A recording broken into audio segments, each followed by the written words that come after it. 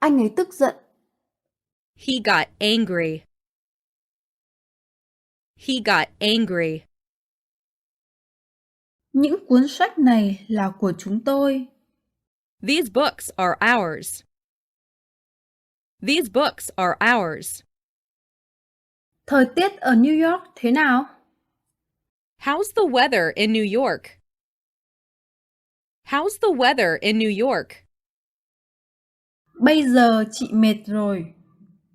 I'm tired now. I'm tired now. Con mèo rất dễ thương. The cat is very cute. The cat is very cute. Bạn có nghe thấy ai đó đang bấm chuông không? Did you hear someone ring the doorbell? Did you hear someone ring the doorbell? Ai sẽ chăm sóc con chó của bạn? Who will look after your dog? Who will look after your dog? Anh ta là một người đàn ông nguy hiểm. He is very a dangerous man. He is very a dangerous man. Bạn đến đó lúc mấy giờ? What time did you arrive there? What time did you arrive there? Này, cậu đang đi đâu đấy? Hey, where are you going? Hey, where are you going? Hãy cùng kết thúc nó ngay. Let's finish it right away. Let's finish it right away. Tôi ước là tôi có thể. I wish I could. I wish I could. Anh ấy dậy sớm hơn bình thường. He got up earlier than usual. He got up earlier than usual. Tôi đã vặn tay nắm cửa rồi. I turned the doorknob. I turned the doorknob. Tôi không thể đi. Và tôi cũng không muốn đi. I can't go, nor do I want to. I can't go, nor do I want to. Bạn đi xe buýt đến trường à? Do you go to school by bus? Do you go to school by bus? Ngày mai mấy giờ chúng ta khởi hành? What time do we leave tomorrow? What time do we leave tomorrow? Cô ta đến cùng với anh ấy à? Did she come with him? Did she come with him? Tớ muốn gặp em gái của cậu. I'd like to see your sister. I'd like to see your sister. Hãy đến nhà tôi vào chiều nay nhé. Come to my house this afternoon. Come to my house this afternoon. Tôi muốn ăn gì đó. I want to eat something. I want to eat something. Hoa quả có hạt ở trong. Fruits have seeds in them. Fruits have seeds in them. Xin hãy đến nhà tôi. Please come to my house. Please come to my house. Tại sao hôm qua cậu lại vắng mặt? Why were you absent yesterday? Why were you absent yesterday? Bạn đã từng sống tại Anh trong bao lâu? How long did they live in England? How long did they live in England? Anh có thể chạy nhanh được không? Can you run fast? Can you run fast? Hôm nay trời rất lạnh phải không? It is very cold today, isn't it? It is very cold today, isn't it? Rất khó cho tôi để trả lời câu hỏi này. It is difficult for me to answer the question. It is difficult for me to answer the question. Xe này chạy rất nhanh. The car is very fast. The car is very fast. Tôi đã đi leo núi. I went hiking. I went hiking. Tôi không hút thuốc, cũng không uống rượu. I neither smoke nor drink. I neither smoke nor drink. Chiếc xe đạp của bạn tốt hơn tôi. Your bike is better than mine. Your bike is better than mine.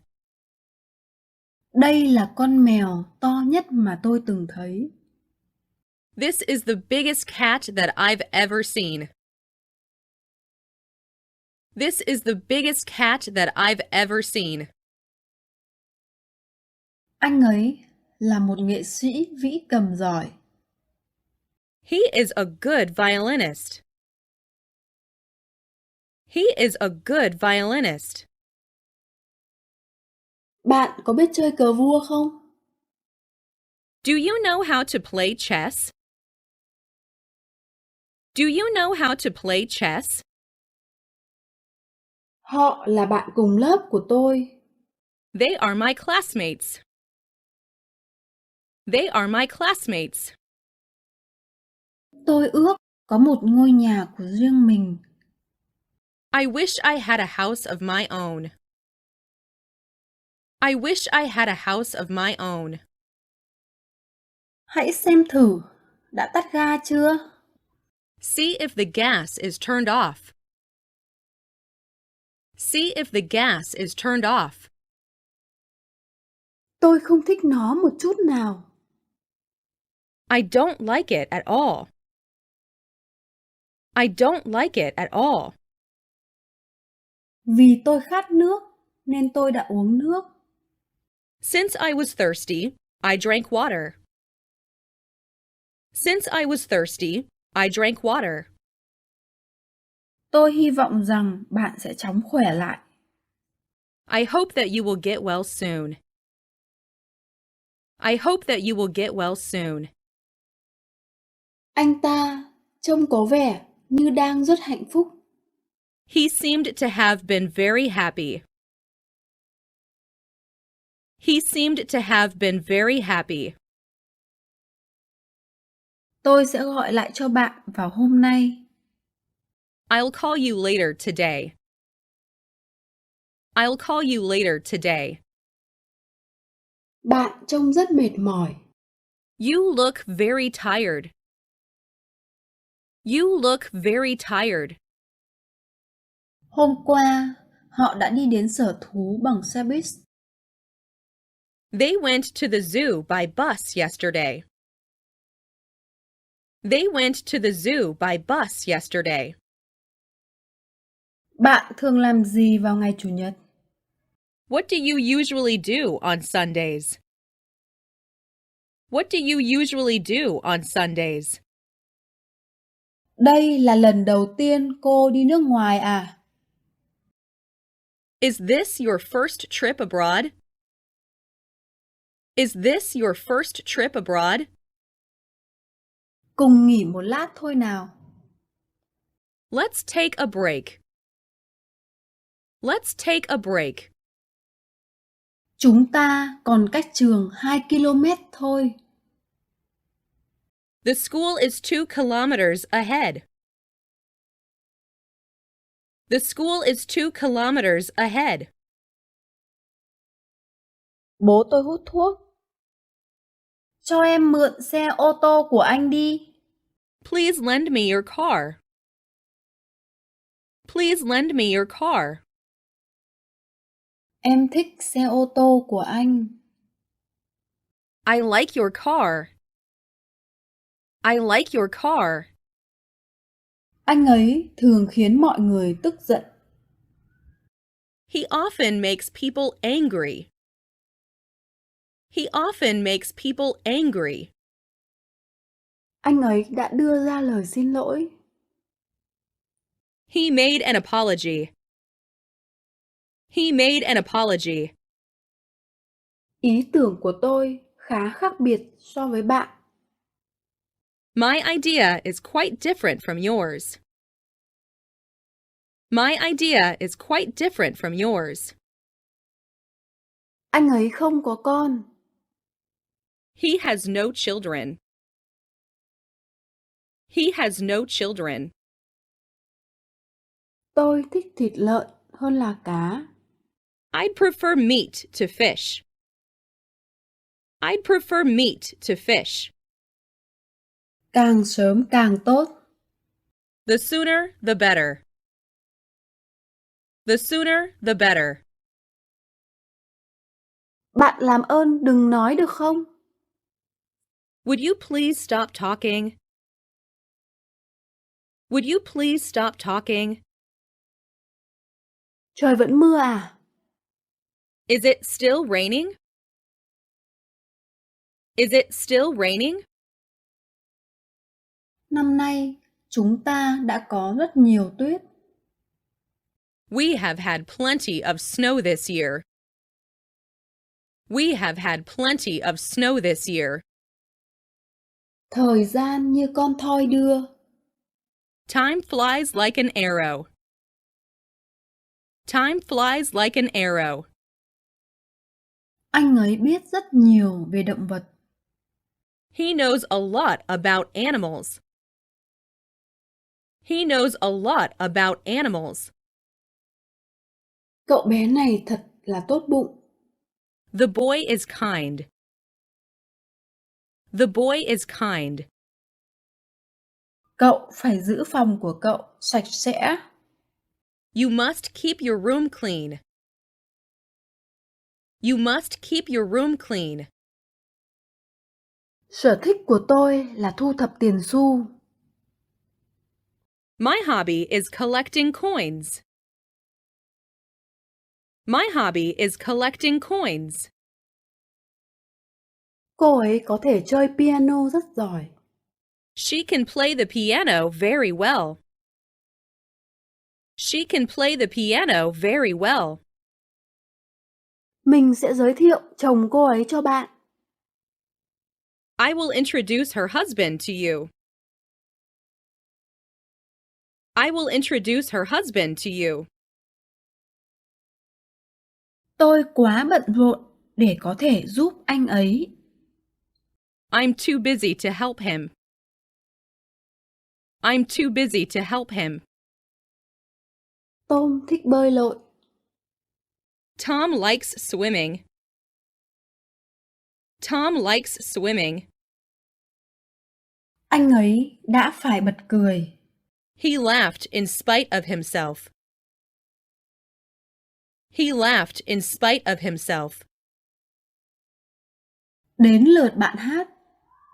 It's your turn to sing. It's your turn to sing. Tôi bị cảm cúm. I've caught a cold. I've caught a cold. Tôi đã giảm một ít cân. I've lost a little weight. I've lost a little weight. Anh tôi làm việc ở một ngân hàng. My brother works in a bank. My brother works in a bank. Anh ấy chơi tennis. He played tennis. He played tennis. Tôi không phải là sinh viên. I'm not a student. I'm not a student. Yên lặng nào, không thì em bé sẽ tỉnh giấc mất. Be quiet or the baby will wake up. Be quiet or the baby will wake up. Tôi biết cô ấy đang ngủ. I know she is sleeping. I know she is sleeping. Ngày mai mình bận. I'll be busy tomorrow. I'll be busy tomorrow.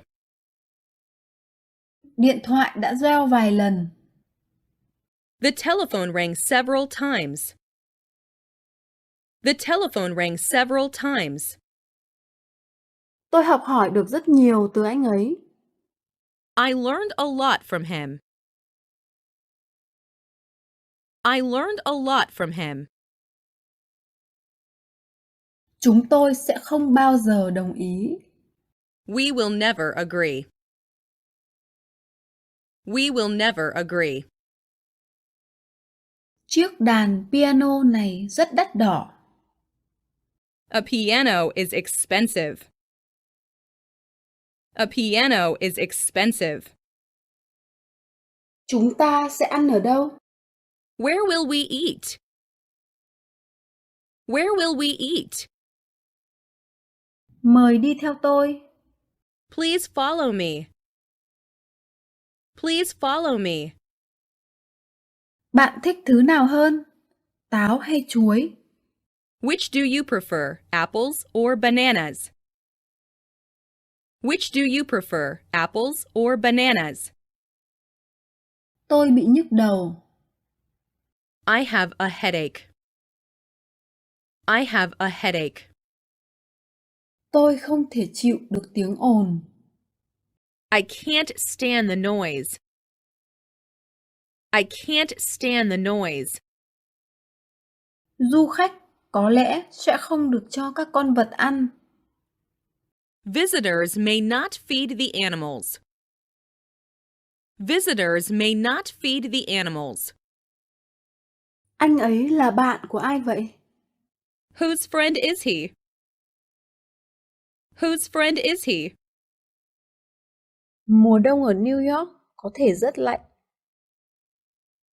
Winter in New York can be very cold. Winter in New York can be very cold. Anh ấy là đội trưởng của nhóm. He is the captain of the team. He is the captain of the team. Tay anh ấy không có gì. His hands were empty. His hands were empty. Tôi không thể đứng dậy. I can't stand up. I can't stand up. Đang thiếu một cái nĩa. There is a fork missing. There is a fork missing. Chúng làm từ gì vậy? What are they made of? What are they made of? Cô ấy chơi guitar. She plays the guitar. She plays the guitar. Xin lỗi, tôi làm rơi con dao. I'm sorry, I dropped my knife. I'm sorry, I dropped my knife. Tớ thường xuyên đi bộ tới trường. I usually walk to school. I usually walk to school. Bên ngoài trời có vẻ ấm. It seems warm outside. It seems warm outside. Chúng tôi phụ thuộc vào bạn. We depend on you. We depend on you. Anh ấy muốn gặp lại chúng ta. He wants to see us again. He wants to see us again. Anh cứ làm điều anh thích đi. Do as you like. Do as you like. Cô ấy đã từ chối lời cầu hôn của tôi. She rejected my proposal. She rejected my proposal. Vợ tôi cũng sẽ rất vui khi được gặp bạn. My wife will be glad to see you too. My wife will be glad to see you too. Gia đình tôi đến Ý hàng năm. My family goes to Italy every year. My family goes to Italy every year. Bạn không khát sao? Aren't you thirsty? Aren't you thirsty? Còn ghế trống nào không? Are seats available? Are seats available? Đây là ngày mùng 3 tháng 10. It's the 3rd of October. It's the 3rd of October. Bạn có thể tặng cuốn sách cho bất cứ ai muốn có nó. You may give the book to whoever wants it. You may give the book to whoever wants it. Bạn đã để đèn của bạn sáng. You left your lights on. You left your lights on. Họ đã quên khóa cửa. They forgot to lock the door. They forgot to lock the door. Tôi đã cảm thấy rất hạnh phúc. I felt very happy. I felt very happy. Rốt cuộc thì cậu đã sai. You were wrong after all. You were wrong after all. Tôi đã không tham gia vào cuộc trò chuyện. I didn't take part in the conversation. I didn't take part in the conversation. Tôi thích anh chàng đó. I like that young man. I like that young man. Cuốn sách này có vẻ thú vị đấy. This book seemed interesting. This book seemed interesting. Hôm qua tôi đã giúp anh ta. I helped him yesterday. I helped him yesterday. Tôi sẽ hộ tống bạn. I will accompany you. I will accompany you. Bạn nói về cái gì vậy? What did you talk about? What did you talk about? Cùng ăn trưa nào. Let's have lunch. Let's have lunch. Có một cái kéo ở trên bàn. There is a pair of scissors on the desk. There is a pair of scissors on the desk. Ai đó đang chơi đàn piano. Somebody is playing the piano. Somebody is playing the piano. Đó là một bí mật. It's secret. It's secret. Anh ấy là học sinh trung học. He is a student at a high school. He is a student at a high school. Cô ấy như thế nào? What is she like? What is she like? Anh ấy là người sống nội tâm. He is introverted. He is introverted. Tôi đã bận cả ngày. I was busy all day. I was busy all day. Tôi không biết đồng hồ của mình đang ở đâu. I don't know where my watch is. I don't know where my watch is. Xin lỗi, bạn là ai vậy? Excuse me, who are you?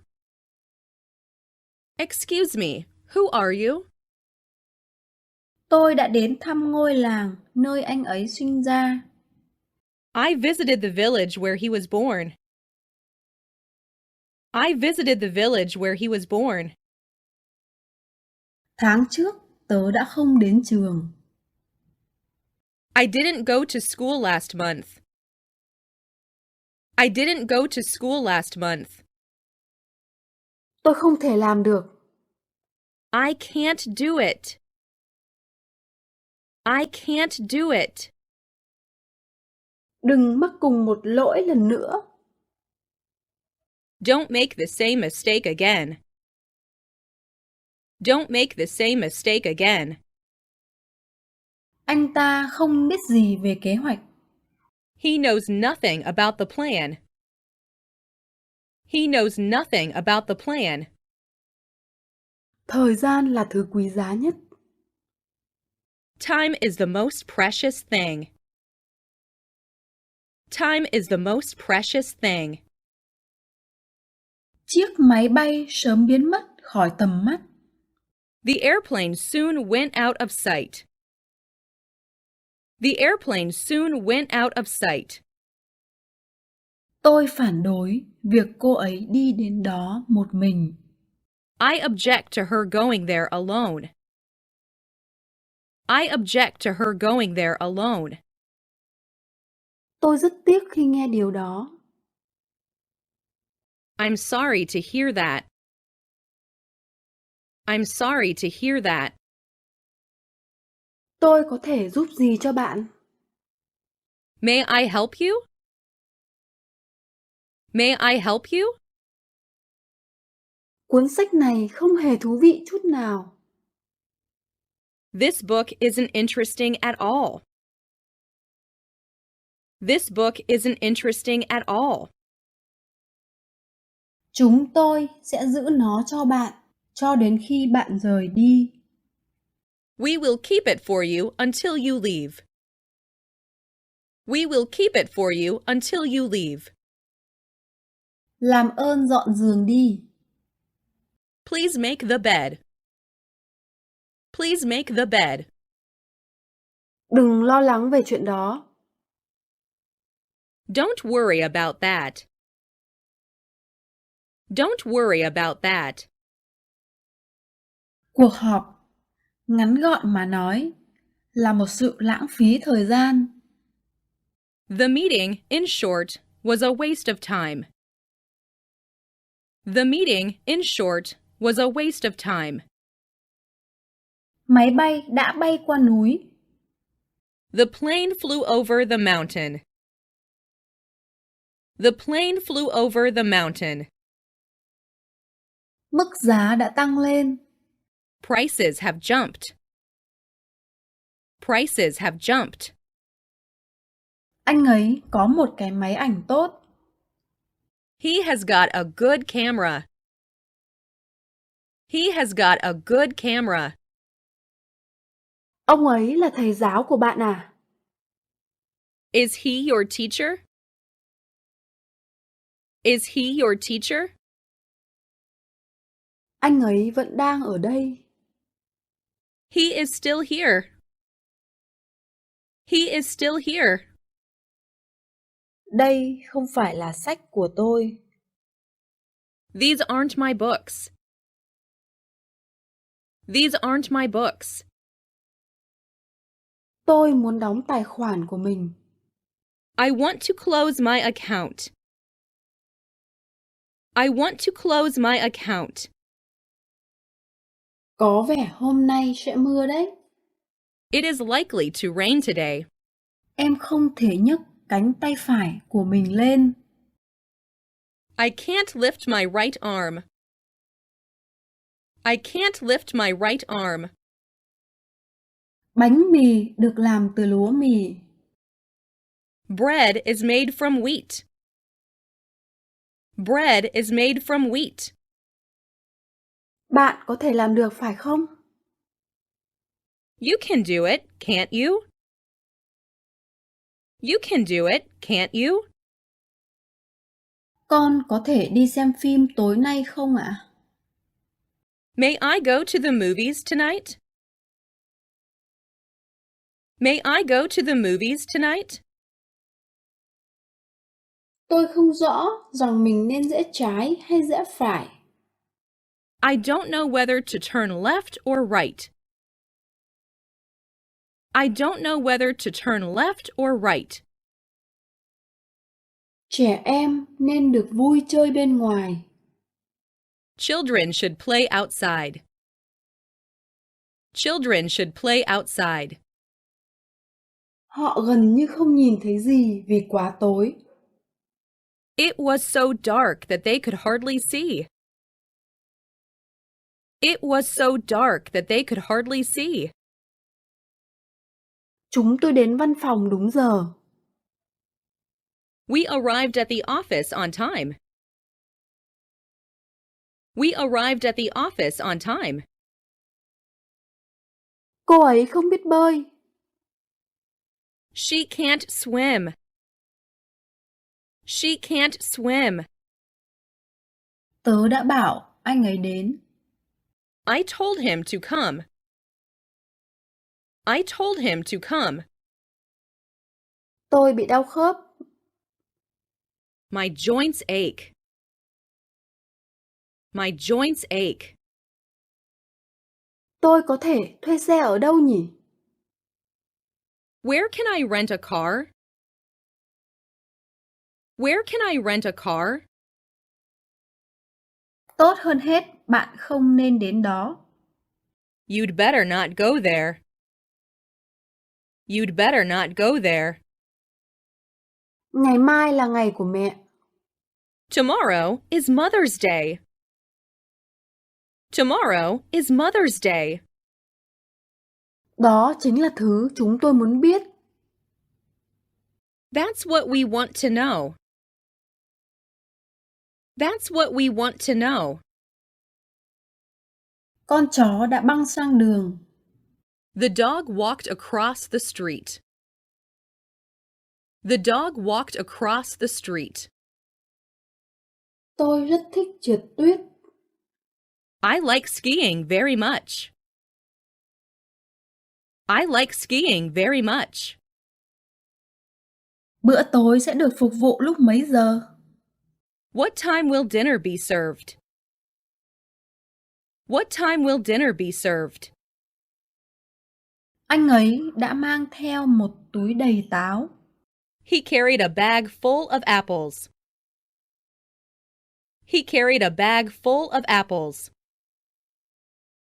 Bạn đã đọc xong cuốn tiểu thuyết đó chưa? Have you finished reading the novel? Have you finished reading the novel? Mục tiêu của anh ấy là trở thành một bác sĩ. His aim is to become a doctor. His aim is to become a doctor. Cậu bé cố gắng di chuyển cái ghế sofa nặng. The boy tried moving the heavy sofa. The boy tried moving the heavy sofa. Nghe nói rằng anh ta là một bác sĩ giỏi. He is said to be a good doctor. He is said to be a good doctor. Đây là một quyển sách cũ. This is a very old book. This is a very old book. Ai đã vẽ những bức tranh này? Who painted these pictures? Who painted these pictures? Bố tôi bận. My father was busy. My father was busy. Chúng tôi đã chuyển đến một ngôi nhà mới. We moved into a new house. We moved into a new house. Xin hãy nhắm mắt lại. Close your eyes, please. Close your eyes, please. Anh ấy bơi rất giỏi. He can swim well. He can swim well. Tôi khá là chắc chắn. I am pretty sure. I am pretty sure. Những cuốn sách là của họ. Those are their books. Those are their books. Tôi bị nhức đầu kinh khủng. I have a bad headache. I have a bad headache. Tôi có thể cưỡi ngựa. I can ride a horse. I can ride a horse. Nhiều người bị lừa bởi quảng cáo. Many people were deceived by the advertisement. Many people were deceived by the advertisement. Tôi rất bận. I'm very busy. I'm very busy. Cổng vào bảo tàng ở đâu vậy? Where is the entrance to the museum? Where is the entrance to the museum? Tôi có nhiều việc phải làm. I have many things to do. I have many things to do. Tôi chơi tennis. I play tennis. I play tennis.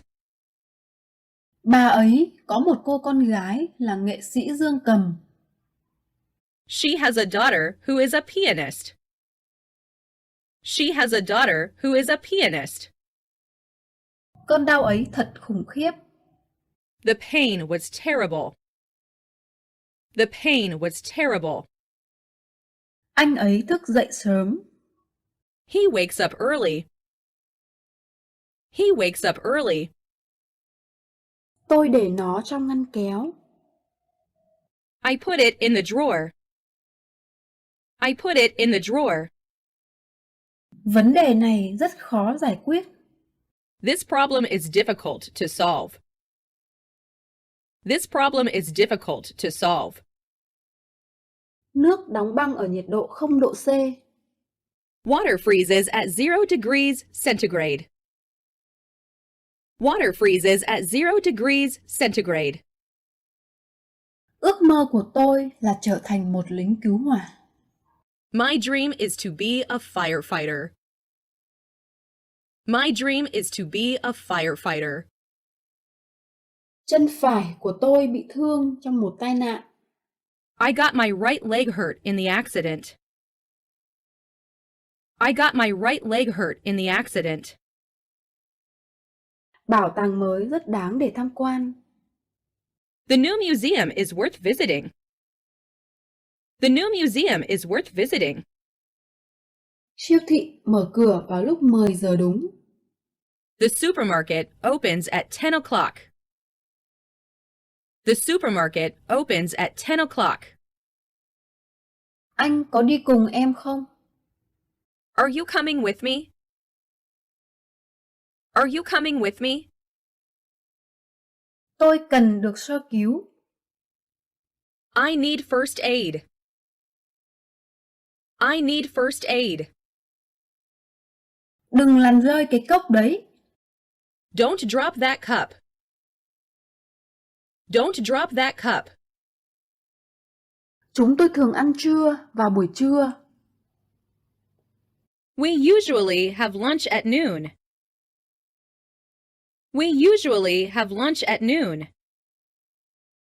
Cô ấy trông rất đáng yêu. She looks very lovely.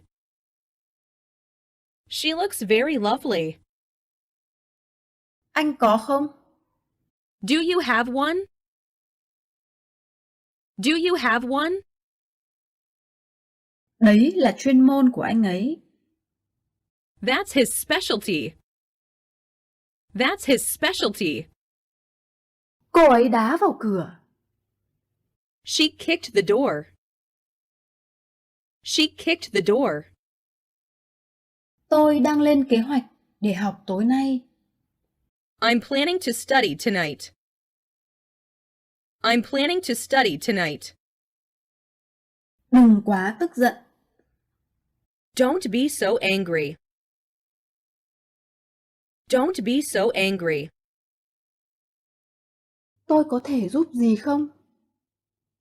Can I help? Can I help? Cô ấy bắt anh ấy phải đợi trong thời gian dài.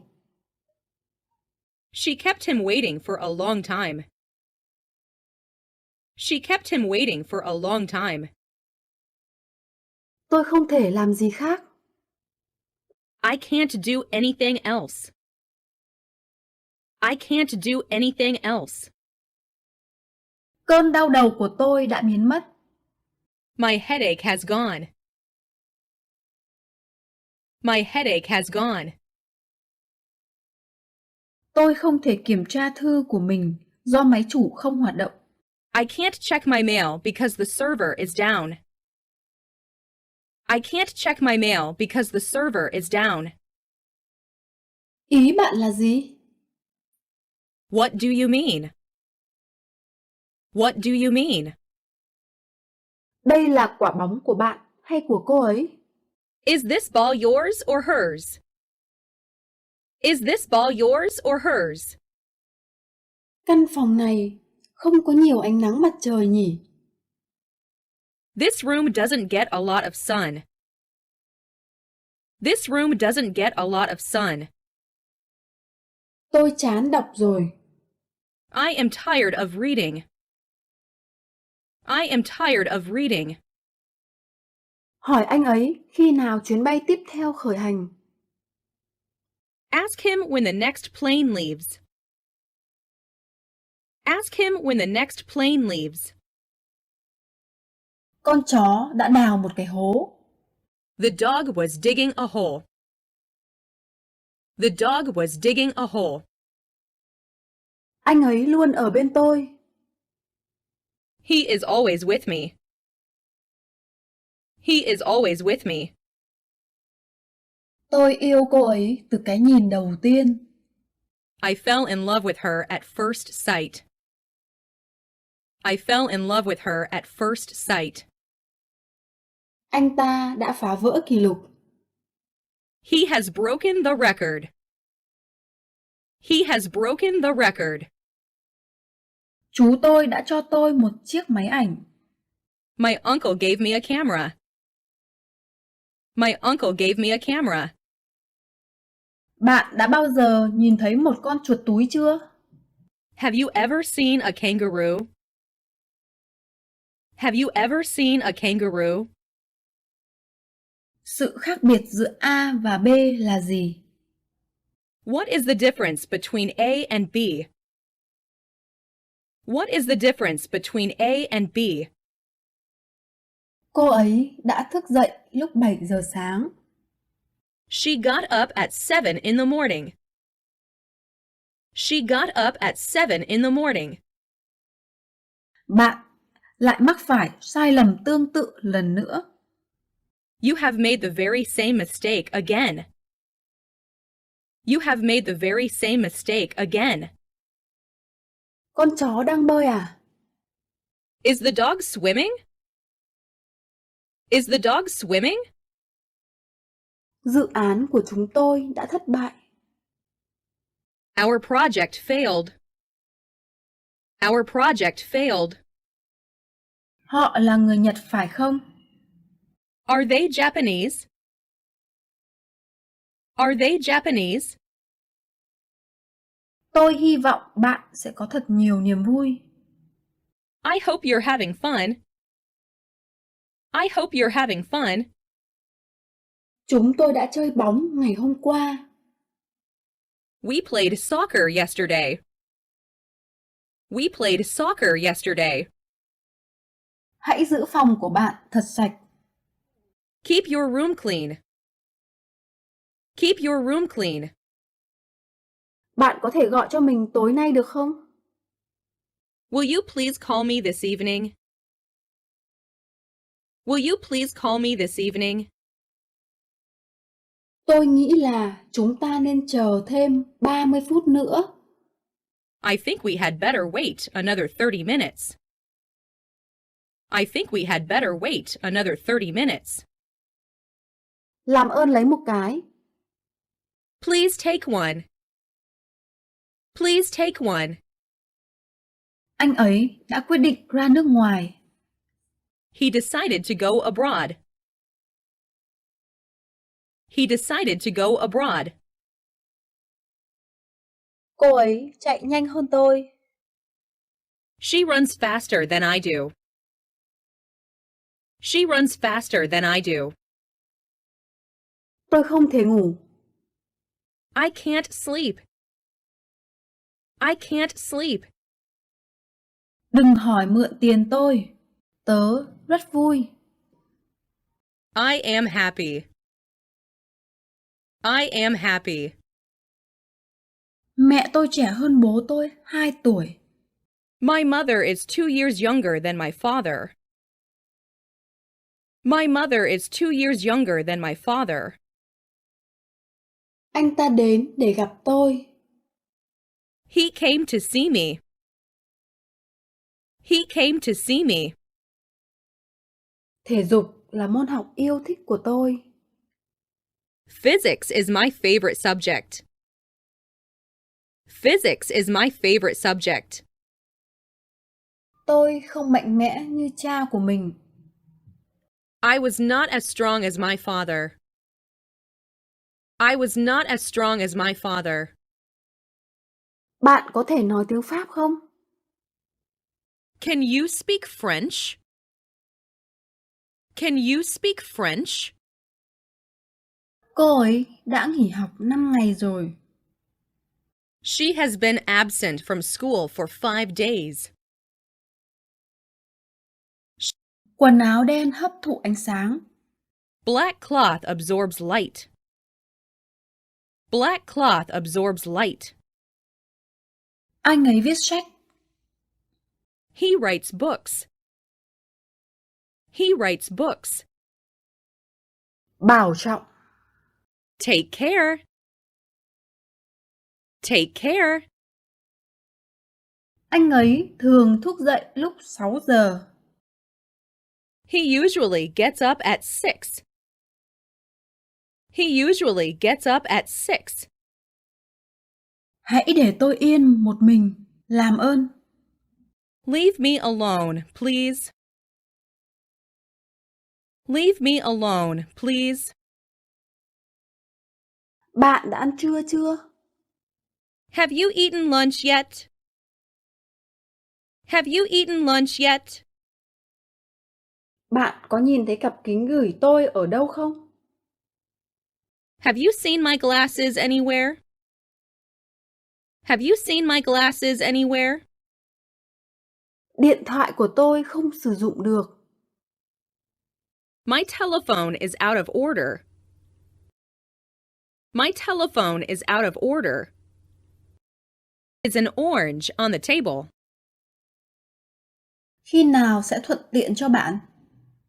When would it be convenient for you? When would it be convenient for you? Tôi đã nhìn thấy anh ta nhảy. I saw him jump. I saw him jump. Bạn đã có một lựa chọn sáng suốt đấy. You made a wise choice. You made a wise choice. Anh có cần em giúp không? Would you like me to help you? Would you like me to help you? Đây là một món quà nhỏ dành cho bạn. This is a little gift for you. This is a little gift for you. Đây là xe đạp của tôi. Here is my bicycle. Here is my bicycle. Tom muốn đến Nhật Bản. Tom wants to go to Japan. Tom wants to go to Japan. Thức ăn đang nguội dần. The food is getting cold. The food is getting cold. Rốt cuộc thì anh ấy đã đúng. He was right after all. He was right after all. Hãy ở nhà để có thể trả lời điện thoại. Stay home so that you can answer the phone. Stay home so that you can answer the phone. Cô còn chờ gì nữa? What are you waiting for? What are you waiting for? Tôi muốn gặp lại cô vào tuần sau. I'd like to see you again next week. I'd like to see you again next week. Tôi muốn lái xe. I want to drive. I want to drive. Anh ấy không hút thuốc. He does not smoke. He does not smoke. Chúng tôi muốn ở lại đây tối nay. We would like to stay here tonight. We would like to stay here tonight. Đừng tin những gì anh ta nói. Don't be taken in by his words. Don't be taken in by his words. Em muốn ăn sushi. I would like to eat sushi. I would like to eat sushi. Bạn đã từng đến châu Phi chưa? Have you ever been to Africa? Have you ever been to Africa? Tôi trông cậy vào bạn. I am counting on you. I am counting on you. Tính cách của anh ta rất thụ động. He has a passive character. He has a passive character. Em muốn gọi cho bố mẹ em. I'd like to call my parents. I'd like to call my parents. Đứa trẻ đã bị thương. The kid got hurt. The kid got hurt. Anh bỏ thuốc cách đây 2 năm rồi. I quit smoking 2 years ago. I quit smoking 2 years ago. Tôi sẽ ở đây từ thứ Hai đến thứ Năm. I will be here from Monday to Thursday. I will be here from Monday to Thursday. Cô ấy trang điểm rất đậm. She wears a lot of makeup. She wears a lot of makeup. Tôi có thể đọc tiếng Tây Ban Nha dễ dàng. I can read Spanish easily. I can read Spanish easily. Sở thích của cha tôi là câu cá. My father's hobby is fishing. My father's hobby is fishing. Thật ra, đó là sự thật. As a matter of fact, it is true. As a matter of fact, it is true. Đừng bao giờ nói dối. Never tell a lie. Never tell a lie. Mary có thể nhảy rất đẹp. Mary can dance well. Mary can dance well. Tôi không thích cái áo khoác này. I don't like this jacket. I don't like this jacket. Anh ấy đã đập đầu gối vào ghế. He knocked his knee against the chair. He knocked his knee against the chair. Tên của con sông đó là gì? What is the name of that river? What is the name of that river? Rất ít người có thể nói một ngoại ngữ một cách thành thạo. Few people can speak a foreign language perfectly. Few people can speak a foreign language perfectly. Chúng tớ có ít cơ hội để nói tiếng Đức. We have few opportunities to speak German. We have few opportunities to speak German. Nước đây. Here's some water. Here's some water. Hôm nay bạn bị sốt nhẹ phải không? You have a little fever today, don't you? You have a little fever today, don't you? Tôi đã kết hôn 8 năm trước. I got married 8 years ago. I got married 8 years ago. Cái nào là của tôi? Which is mine? Which is mine? Tôi lo rằng trời sẽ mưa đấy. I'm afraid it will rain. I'm afraid it will rain. Anh ta cảm thấy rất hạnh phúc. He feels very happy. He feels very happy. Ai cũng có thể làm được như vậy. Anybody can do that. Anybody can do that. Anh nói được một ít tiếng Nhật. I speak a little Japanese. I speak a little Japanese. Không ai có thể phá vỡ kỷ lục của anh ấy. Nobody can break his record. Nobody can break his record. Chúng tớ đã kết bạn với Tom. We have made friends with Tom. We have made friends with Tom. Chúng ta thua rồi. We lost the game. We lost the game. Anh làm việc cho công ty nào vậy? Which company do you work for? Which company do you work for? Mọi người đều yêu âm nhạc. Everybody loves music. Everybody loves music. Giá đã tiếp tục tăng. Prices continue to rise. Prices continue to rise. Cô ấy sắp đi rồi. She is about to leave. She is about to leave. Cô ấy lúng túng. She is awkward. She is awkward. Anh ấy không hiểu câu nói. He couldn't understand the sentence. He couldn't understand the sentence. Tôi sẽ quay lại. I'll come back.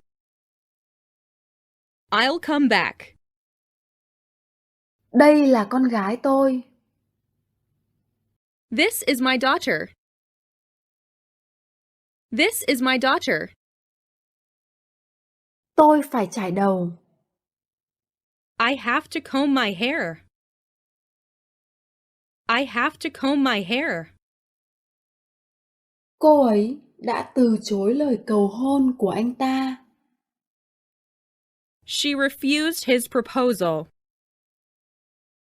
She refused his proposal.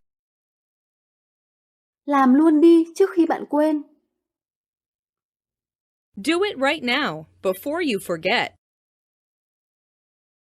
Do it right now, before you forget. Tớ không thích bà ấy. I don't like her. I don't like her. Cô ấy đã ở lại khách sạn nhiều ngày liền.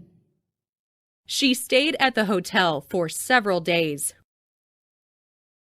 She stayed at the hotel for several days. Nếu có thể, tôi muốn đi câu cá. I would like to go fishing, if possible. I would like to go fishing, if possible.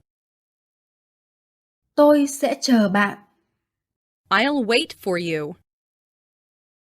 I'll wait for you. Chúng tôi đến tới London vào lúc nửa đêm. We reached London at midnight. We reached London at midnight. Ai cũng muốn được hạnh phúc. Everybody wants to be happy. Everybody wants to be happy. Tôi đáng nhẽ không nên dậy quá sớm. I shouldn't have gotten up so early. I shouldn't have gotten up so early. Tối nay em có thể đến ăn tối không? Can you come for dinner tonight? Can you come for dinner tonight? Công việc của tôi đã hoàn thành. My work is finished. My work is finished. Khi nào nó kết thúc? When does it end? When does it end? Đây chính là cuốn sách mà tôi đã kể với bạn. This is the book that I told you about. This is the book that I told you about. Cuối cùng Tom đã bỏ hút thuốc. Tom finally gave up smoking. Tom finally gave up smoking. She has been absent from school for 5 days. Ở nhà không vui. Staying home isn't fun. Staying home isn't fun. Tôi không thích cà phê. I don't like coffee. I don't like coffee. Paris là thủ đô của Pháp. Paris is the capital of France. Paris is the capital of France. Tôi thường gặp anh ấy. I often see him. I often see him. Tôi đã giơ tay để hỏi một câu. I raised my hand to ask a question. I raised my hand to ask a question. Rửa mặt đi. Wash your face. Wash your face. Voi sống ở châu Á và châu Phi. Elephants live in Asia and Africa. Elephants live in Asia and Africa. Cô gái này giống mẹ mình. The girl resembles her mother.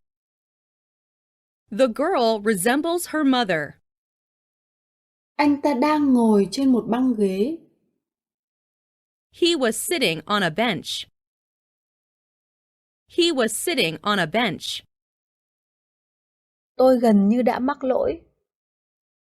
I nearly made a mistake. I nearly made a mistake. Chiếc áo này quá nhỏ để tôi có thể mặc vừa. This shirt is too small for me to wear. This shirt is too small for me to wear. Họ có vấn đề của riêng mình. They have their own troubles. They have their own troubles. Tôi đi tàu đến Boston. I went to Boston by train. I went to Boston by train. Cô ấy có nói được tiếng Pháp không? Does she speak French? Does she speak French? Anh ấy bắt đầu chạy. He began running. He began running. Hôm qua tôi bắt được 3 con cá. I caught 3 fish yesterday. I caught 3 fish yesterday. Chiều nay trời sẽ mưa. It is going to rain this afternoon. It is going to rain this afternoon. Anh ấy chơi golf vào cuối tuần. He plays golf on weekends. He plays golf on weekends. Tôi đang bận việc ở văn phòng. I am tied up at the office. I am tied up at the office. Tôi đã ngồi học được 2 tiếng rồi. I have been studying for 2 hours. I have been studying for 2 hours. Có đau không? Does this hurt? Does this hurt? Chúng tôi đã tìm thấy nơi anh ấy sống. We found out where he lives. We found out where he lives. Anh trai cô ấy đi đâu? Cô cũng đi theo.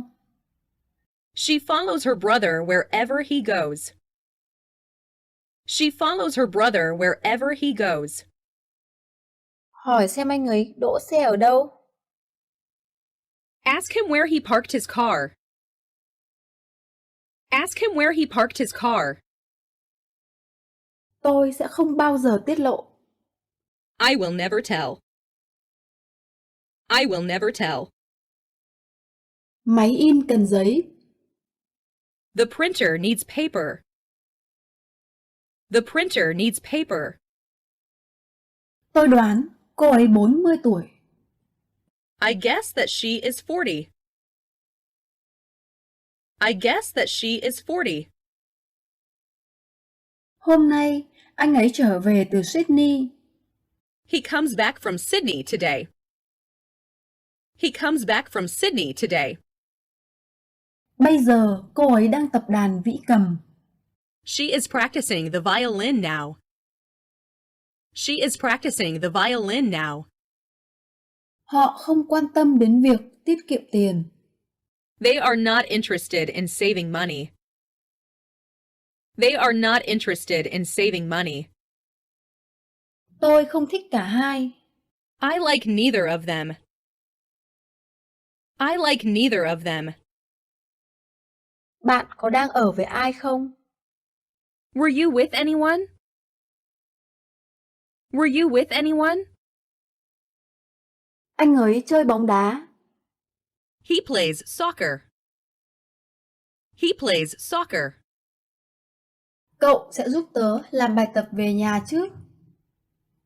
Will you help me with my homework? Will you help me with my homework? Tớ đã vội đi để bắt chuyến tàu đầu tiên. I hurried in order to catch the first train. I hurried in order to catch the first train. Anh ấy được bố mẹ tin tưởng. He is trusted by his parents. He is trusted by his parents. Đây là con chó của tôi. This is my dog. This is my dog. Mình sẽ đi với bạn. I will come with you. I will come with you. Điểm mạnh của bạn là gì? What are your strong points? What are your strong points? Tớ đang tăng cân. I'm gaining weight. I'm gaining weight. Lúc đó, anh ấy đang đứng. He was standing. He was standing. Cây cầu này đã được xây 2 năm trước. This bridge was built 2 years ago. This bridge was built 2 years ago. Tôi có thể mặc thử nó lên không? May I try it on? May I try it on? Em muốn đi đâu? Where do you want to go? Where do you want to go? Tôi đến đây. I'm coming. I'm coming. Tôi đã thấy một con mèo chạy theo con chó. I saw a cat running after the dog. I saw a cat running after the dog.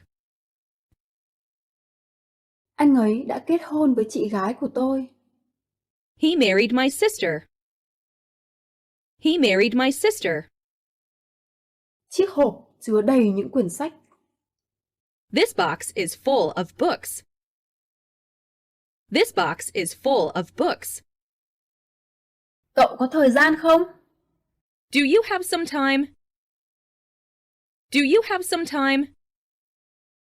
Cô ấy từ chối lời đề nghị của tôi. She turned down my offer. She turned down my offer. Tôi không biết tiếng Pháp. I don't know French. I don't know French. Tôi muốn có người nói chuyện cùng. I want someone to talk to.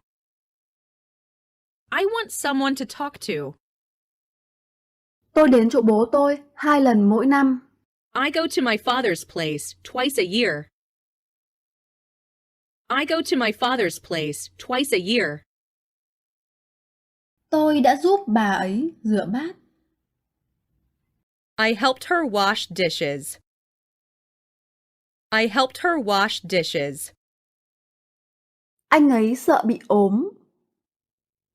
He is afraid of becoming sick. He is afraid of becoming sick. Viên cảnh sát đã hết giờ làm việc. The policeman was off duty. The policeman was off duty. Chị tôi sẽ có em bé vào tháng 6. My sister is having a baby in June. My sister is having a baby in June. Bạn đã từng trở về nhà trước 7 giờ bao giờ chưa? Have you ever returned home before 7? Have you ever returned home before 7? Làm ơn hãy mở cửa sổ ra. Please open the window. Please open the window. My father smokes. My father smokes. Nó có vị ngọt. It tasted sweet. It tasted sweet. Tôi ước mình có thể bay như chim. I wish I could fly like a bird. I wish I could fly like a bird. Việc anh ấy dậy sớm thật khác thường. It's unusual for him to get up early. It's unusual for him to get up early. Ông ấy mới mất gần đây. He died recently. He died recently. Cô ấy muốn trở thành một nhà thiết kế. She wants to be a designer. She wants to be a designer. Bia này không đủ lạnh. This beer is not cold enough. This beer is not cold enough. Hãy cởi áo khoác của bạn và tự nhiên như ở nhà nhé. Take off your coat and make yourself at home. Take off your coat and make yourself at home. Chiếc xe buýt này có thể chứa 50 người. This bus can hold 50 people. This bus can hold 50 people. Ai đã làm vỡ cái cửa sổ này? Who broke this window? Who broke this window? Ai vẽ bức tranh này vậy? Who painted this picture? Who painted this picture? Tôi không thích cái áo len này. I don't like this sweater. I don't like this sweater. Cuốn sách này không phải để bán. This book is not for sale. This book is not for sale. Bạn ăn gì trong bữa sáng thế? What did you eat for breakfast? What did you eat for breakfast? Mất 5 phút để đến ga. It took 5 minutes to get to the station. It took 5 minutes to get to the station. Chuyện gì đã xảy ra? What happened? What happened? Bạn thật sự không nên dùng những phần mềm lậu. You really shouldn't use pirated software. You really shouldn't use pirated software. Hôm nay bạn sẽ ăn trưa ở đâu? Where will you have lunch today? Where will you have lunch today? Tớ thấy anh ấy có vẻ thật thà. It seems to me that he is honest. It seems to me that he is honest. Bài hát này rất phổ biến ở Nhật Bản. This song is very popular in Japan. This song is very popular in Japan. Tôi ở trong câu lạc bộ bơi lội. I belong to the swimming club. I belong to the swimming club. Cuốn sách này là của bạn. This book is yours. This book is yours. Hàng này kết thúc ở đâu? Where is the end of this line? Where is the end of this line? Anh ta yêu cô ấy. He loves her. He loves her. Giúp tôi một tay với chiếc túi này nào. Give me a hand with this bag. Give me a hand with this bag. Hãy mở cửa sổ nào.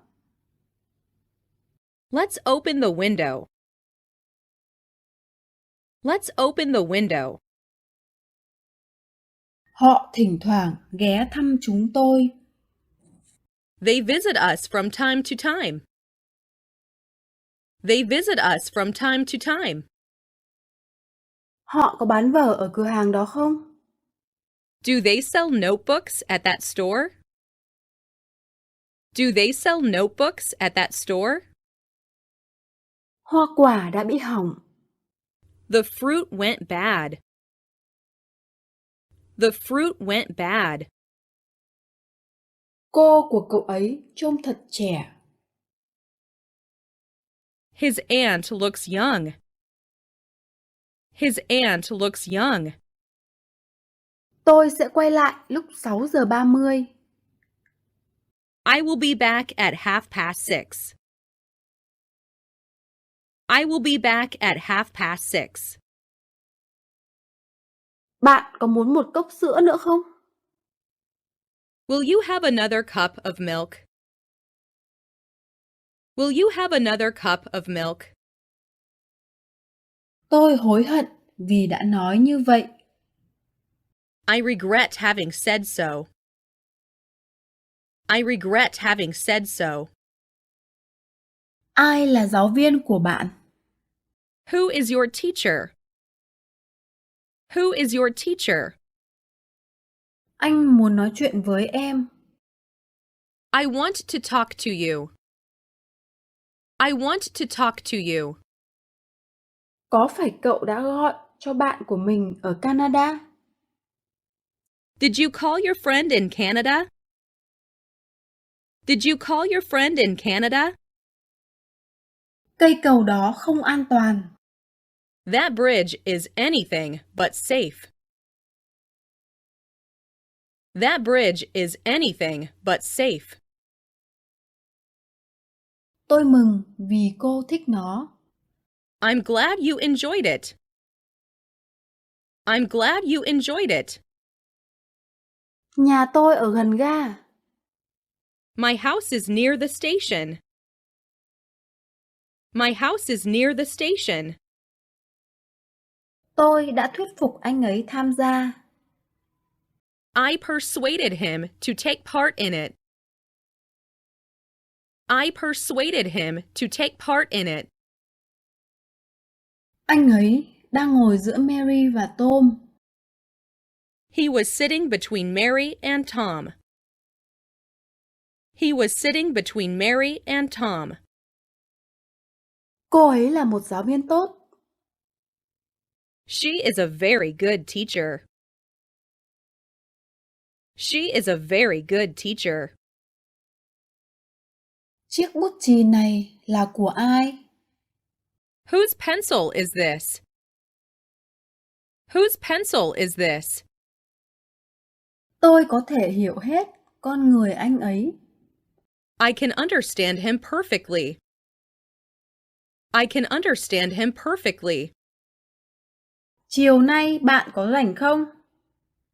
Are you free this afternoon? Are you free this afternoon? Tất cả bạn của tôi đều thích bóng đá. All of my friends like soccer. All of my friends like soccer. Xin hãy đóng cửa lại thật khẽ. Please close the door quietly. Please close the door quietly. Tôi phải đi bây giờ. I've got to go now. I've got to go now. Nhìn vào bản đồ ở trang 62. Look at the map on page 62. Look at the map on page 62. Không ai có thể giải quyết vấn đề. No one could solve the problem. No one could solve the problem. Con dao ấy không sắc. The knife is not sharp. The knife is not sharp. Tôi quên khóa kho. I forgot to lock the storeroom. I forgot to lock the storeroom. Tôi đã gọi trợ giúp. I called for help. I called for help. Tớ 16 tuổi. I am 16 years old. I am 16 years old. Ông ấy đã mô tả chi tiết cảnh tượng. He described the scene in detail. He described the scene in detail.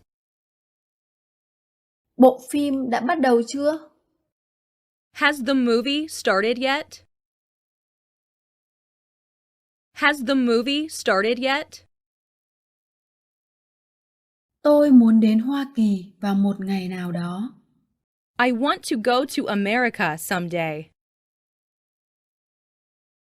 I want to go to America someday. Những cuốn sách đó là của tôi. Those books are mine. Those books are mine. Cô ấy để lại cho tôi một tờ giấy nhắn. She left me a note. She left me a note. Dự báo thời tiết không nhất thiết phải đáng tin. The weather forecast is not necessarily reliable. The weather forecast is not necessarily reliable. Đừng làm đổ đậu. Don't spill the beans. Don't spill the beans. Em trai tớ có thể đọc tiếng Anh. My little brother can read English. My little brother can read English. Tôi đã mua một vài quả trắng và ít sữa. I bought a few eggs and a little milk. I bought a few eggs and a little milk.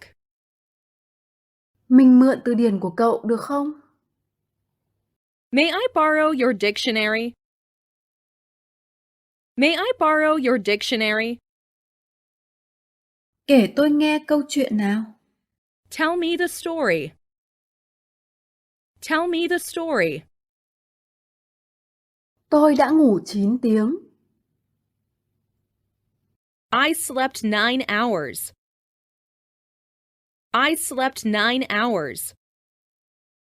Nó không quá xa đâu.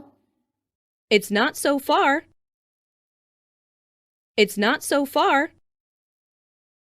Tôi đang rảnh. I'm not busy. I'm not busy. Công việc đang trong quá trình triển khai. The work is now in progress. The work is now in progress. Thật xấu hổ. How embarrassing. How embarrassing. Tại sao bạn lại tức giận với anh ấy? Why are you so angry with him? Why are you so angry with him? Mình có thể dùng cái xe đạp này không? Can I use this bike? Can I use this bike? Địa chỉ của anh là gì? What is your address? What is your address? Tôi muốn học bơi.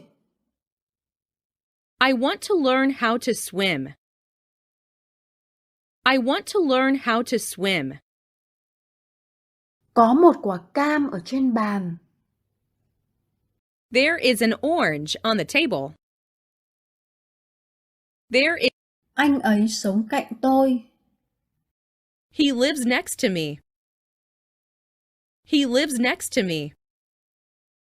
Mình ước lớp học của bọn mình có điều hòa. I wish our classroom were air conditioned. I wish our classroom were air conditioned. Tôi ghen tị với anh ấy. I envy him. I envy him. Chúng tôi đã sống ở thị trấn này 10 năm rồi. They have lived in this town for 10 years. They have lived in this town for 10 years. Anh ta khỏe hơn tôi đấy. He is stronger than I am. He is stronger than I am. Anh sẽ cố hết sức. I'll do my best. I'll do my best. Con của chúng tôi thích chó, nhưng tôi thích mèo hơn. Our children like dogs, but I prefer cats. Our children like dogs, but I prefer cats. Tôi hy vọng rằng giấc mơ của mình sẽ trở thành sự thật. I hope my dream will come true. I hope my dream will come true. Khi đó chúng tôi đang vội. We were in a hurry. We were in a hurry. Bông hoa thật là đẹp. What a beautiful flower. What a beautiful flower. Tôi có thể đi vệ sinh không? May I go to the toilet? May I go to the toilet? Phòng tôi quay mặt về hướng đông. My room faces east. My room faces east. Tôi có một con chó. I have a dog. I have a dog. Tôi không gặp ai trên đường về nhà cả. I met nobody on my way home. I met nobody on my way home. Tôi rất vui khi được gặp bạn. I'm very glad to see you. I'm very glad to see you. Anh ấy sẽ ở lại Nhật trong bao lâu? How long is he going to stay in Japan? How long is he going to stay in Japan? Bất cứ ngày nào cũng được, trừ thứ hai. Any day will do, except Monday. Any day will do, except Monday. Bây giờ cửa đang mở. The door is open now. The door is open now. Tiếng Anh của anh ấy khá tốt. His English is quite good. His English is quite good. Nói tiếng Anh có khó không? Is it hard to speak English? Is it hard to speak English? Hãy để mắt đến những cái túi. Keep an eye on the bags. Keep an eye on the bags. Tôi sẽ mua một chiếc ô tô mới. I am going to buy a new car. I am going to buy a new car. Chiếc xe buýt này có đi đến biển không? Does this bus go to the beach? Does this bus go to the beach? Bạn có phiền không nếu tôi mở cửa sổ? Do you mind if I open the window? Do you mind if I open the window? Tôi từng đi tản bộ vào mỗi buổi sáng. I used to take a walk every morning. I used to take a walk every morning. Chả có gì trong tủ lạnh. Nothing remained in the refrigerator. Nothing remained in the refrigerator. Bác sĩ đã nói gì vậy? What did the doctor say? What did the doctor say? Hãy quay lại vào ngày mai. Come again tomorrow. Come again tomorrow. Cho một ít đường và kem. Add a little sugar and cream. Add a little sugar and cream. Không thiếu gì cả. Nothing is missing. Nothing is missing. Cô ấy sẽ làm điều đó trong 24 giờ tới. She'll do it in 24 hours. She'll do it in 24 hours. Con chó của cậu luôn sủa tớ. Your dog always barks at me. Your dog always barks at me. Thật đáng tiếc khi cậu không thể đến. It's a pity that you can't come. It's a pity that you can't come. Thành công anh ấy có được là nhờ ơn của bố mẹ anh ấy. He owes his success to his parents. He owes his success to his parents. Bạn trông nhợt nhạt quá. You look pale. You look pale.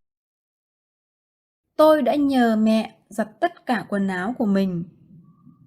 I had all my clothes washed by my mother. I had all my clothes washed by my mother. Cho tôi xem nào. Let me see it. Let me see it. Bạn có biết khi nào cô ấy sẽ đến không? Do you know when she will come? Do you know when she will come? Tất cả cửa trong ngôi nhà đã được khóa. Every door in the house is locked. Every door in the house is locked.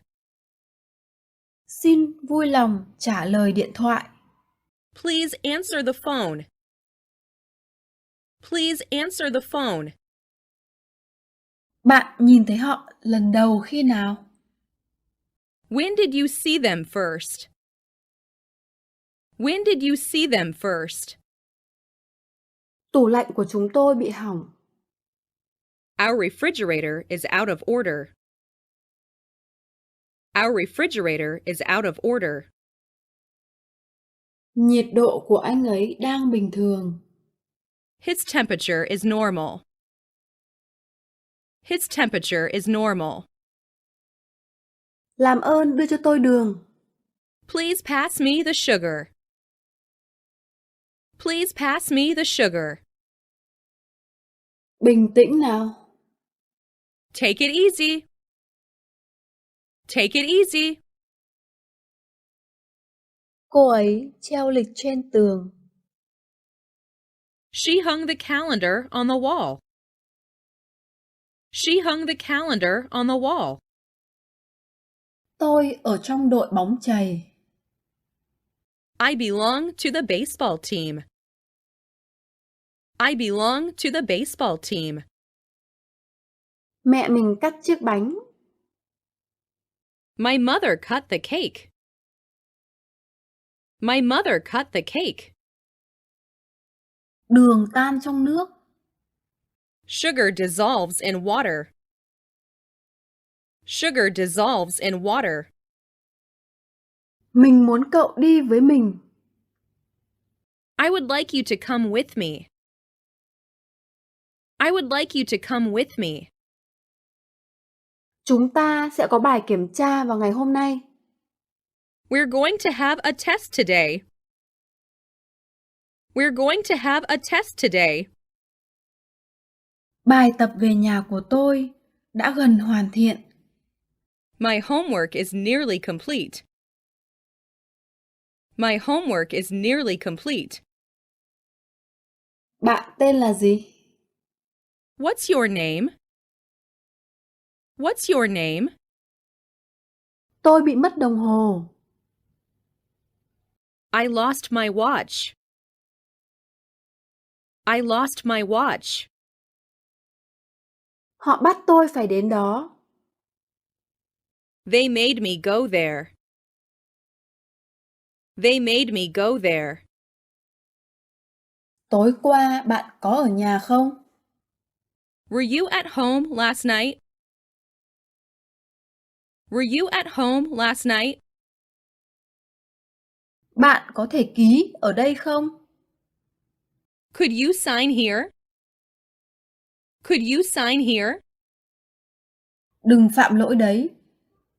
Don't make a mistake. Don't make a mistake. Hôm nay cậu trông nhợt nhạt thế. You look pale today. You look pale today. Tờ báo này miễn phí. This newspaper is free. This newspaper is free. Tôi không thích nói chuyện tại nơi công cộng. I don't like to speak in public. I don't like to speak in public. Đôi mắt cô gái đã đẫm lệ. The girl's eyes were filled with tears. The girl's eyes were filled with tears. Tôi chuẩn bị bắt đầu đây. I am going to start. I am going to start. Cậu là người mới hả? Are you new here? Are you new here? Anh có ở nhà không? Will you stay at home? Will you stay at home? Tôi sẽ vắng mặt vào ngày mai. I'll be absent tomorrow. I'll be absent tomorrow. Anh ấy là bạn của cô ấy. He is her friend. He is her friend. Bạn có hứng thú với điều gì? What are you interested in? What are you interested in? Bạn làm nghề gì? What do you do? What do you do? Anh ấy bị trầm cảm. He is very depressed. He is very depressed. Anh ấy đã gửi một tấm thiệp cho Mary. He sent a card to Mary. He sent a card to Mary. Không được phép nói chuyện trong thư viện. Talking in the library is not allowed. Talking in the library is not allowed. Vào tháng 7, trời thường nóng. The weather is usually hot in July. The weather is usually hot in July. Có ai ở đây biết nói tiếng Nhật không? Does someone here speak Japanese? Does someone here speak Japanese? Người đàn ông cướp hết tiền của anh ấy. The man robbed him of all his money. The man robbed him of all his money.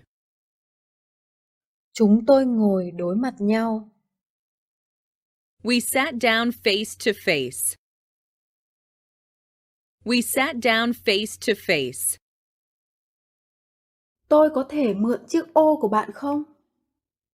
Can I borrow your umbrella? Can I borrow your umbrella? Giáo viên của chúng tôi nói được cả tiếng Pháp và tiếng Anh. Our teacher speaks French as well as English. Our teacher speaks French as well as English. Cậu đã làm nó như thế nào đấy? How did you make it? How did you make it? Đừng dừng tại đây. Don't stop here. Don't stop here. Khi tôi về tới nhà, John đang học bài. When I came home, John was studying. When I came home, John was studying. Nhà tôi rất lớn. My house is big. My house is big. Có cái siêu thị nào gần đây không ạ? Is there a supermarket near here? Is there a supermarket near here? Có phải bạn đã gọi điện cho anh ta? Did you telephone him? Did you telephone him? Cậu ấy vẫn còn trẻ. He is still young. He is still young. Tôi đã tỉnh giấc sau một giấc mơ. I awoke from a dream. I awoke from a dream. Anh ta lớn hơn Mary 2 tuổi. He's 2 years older than Mary is. Học tiếng Anh khá dễ. English is easy to learn. English is easy to learn. Con phải học hành chăm chỉ. You must study hard. You must study hard. Đến giúp chúng tớ với. Come and help us. Come and help us. Bây giờ là mấy giờ? What time is it? What time is it? Tôi có thể làm điều đó trong một nửa thời gian. I can do it in half the time. I can do it in half the time. Tôi muốn một cốc cà phê. I'd like to have a coffee. I'd like to have a coffee.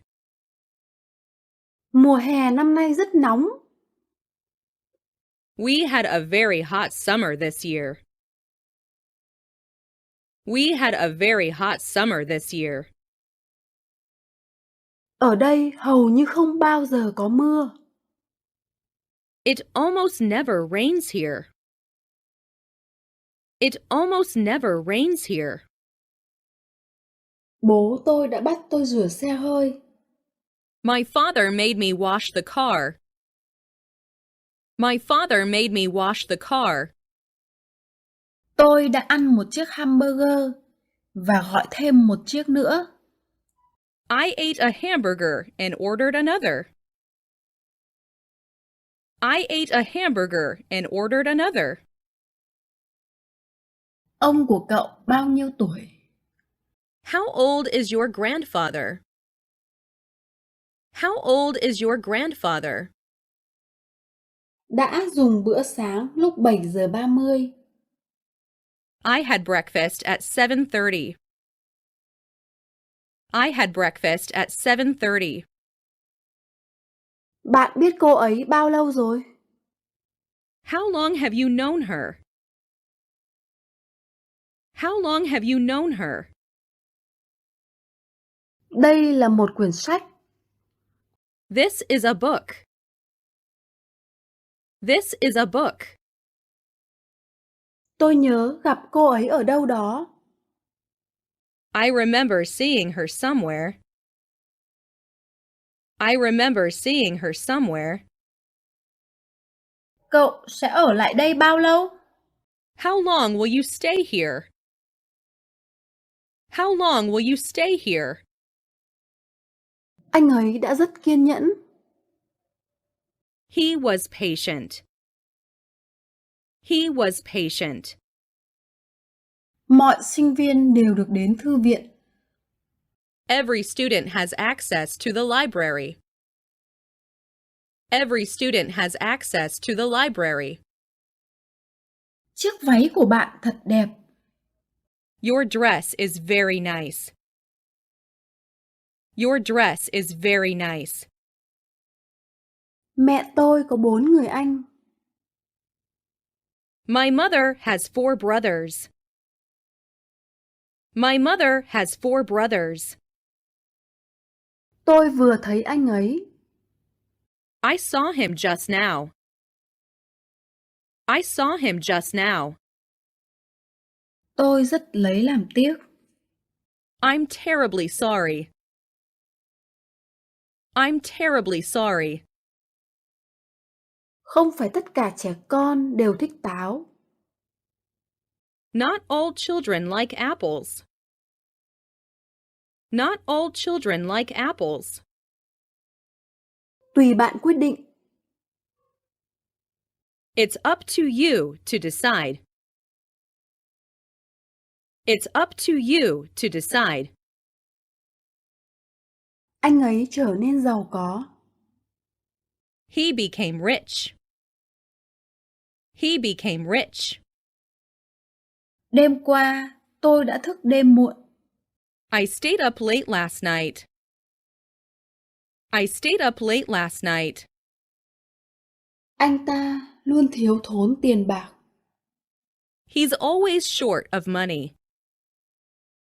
He's always short of money. Công việc thế nào rồi? How's business? How's business? Họ không bao giờ nói dối. They never tell a lie. They never tell a lie. Những quyển sách đó là của họ. Those books are theirs. Those books are theirs. Chị đã từng đến Tokyo chưa? Have you ever been to Tokyo? Have you ever been to Tokyo? Tom đang rất háo hức mua chiếc xe hơi mới. Tom is eager to buy a new car. Tom is eager to buy a new car. Anh ấy có đúng không? Is he right? Is he right? Anh ấy đến một lần một tuần. He comes round once a week. He comes round once a week. Từ đây đến đó bao xa? How far is it from here? How far is it from here? Anh trai tôi gửi lời hỏi thăm đến anh. My brother sends you his regards. My brother sends you his regards. Tôi mới chỉ bắt đầu. I'm just beginning. I'm just beginning. Những học sinh giỏi học tập rất chăm chỉ. Good students study hard. Good students study hard. Tôi sẽ kê đơn cho anh. I'll give you a prescription. I'll give you a prescription. Hôm qua bạn bận à? Were you busy yesterday? Were you busy yesterday? Hãy giữ lấy dây thừng. Hold on to the rope. Hold on to the rope. Tôi đang đợi xe buýt. I'm waiting for the bus. I'm waiting for the bus. Phô mai được làm từ sữa. Cheese is made from milk. Cheese is made from milk. Tôi đã nhận được thư của bạn. I received your letter. I received your letter. Chúng tôi đã ăn vào buổi trưa. We had lunch at noon. We had lunch at noon. Cậu bé đã bỏ chạy.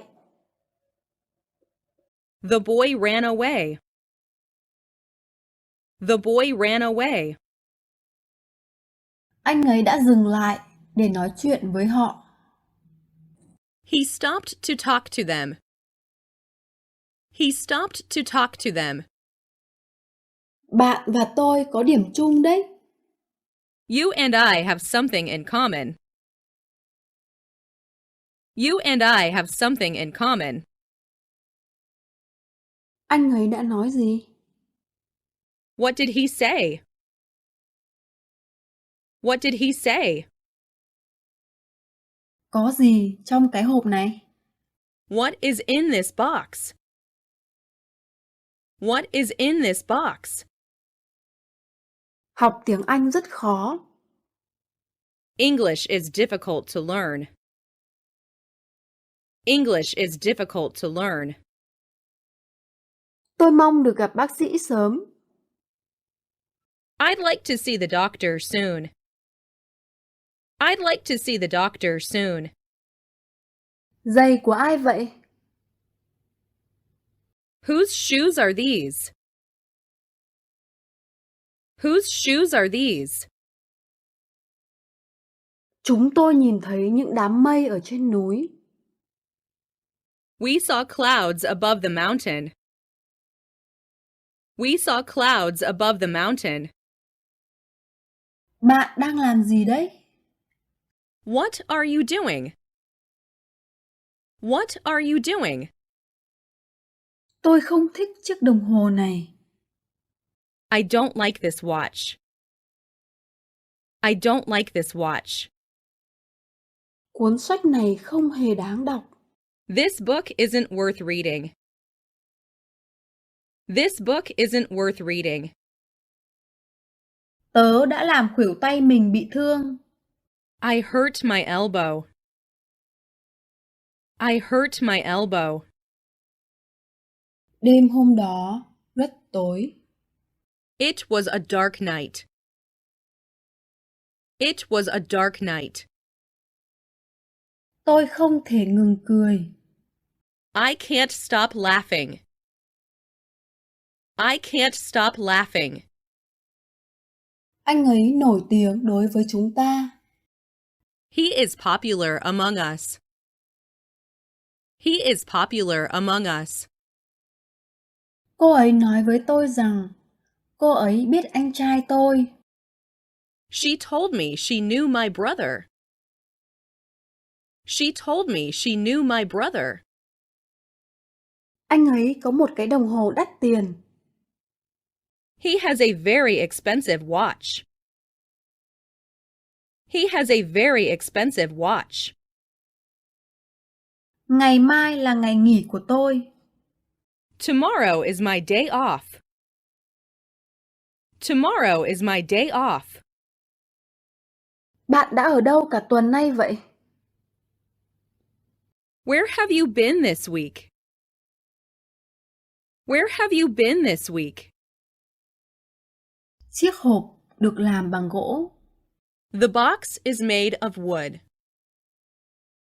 The box is made of wood. Bạn có thể vui lòng viết tên tại đây không? Would you please write your name here? Would you please write your name here?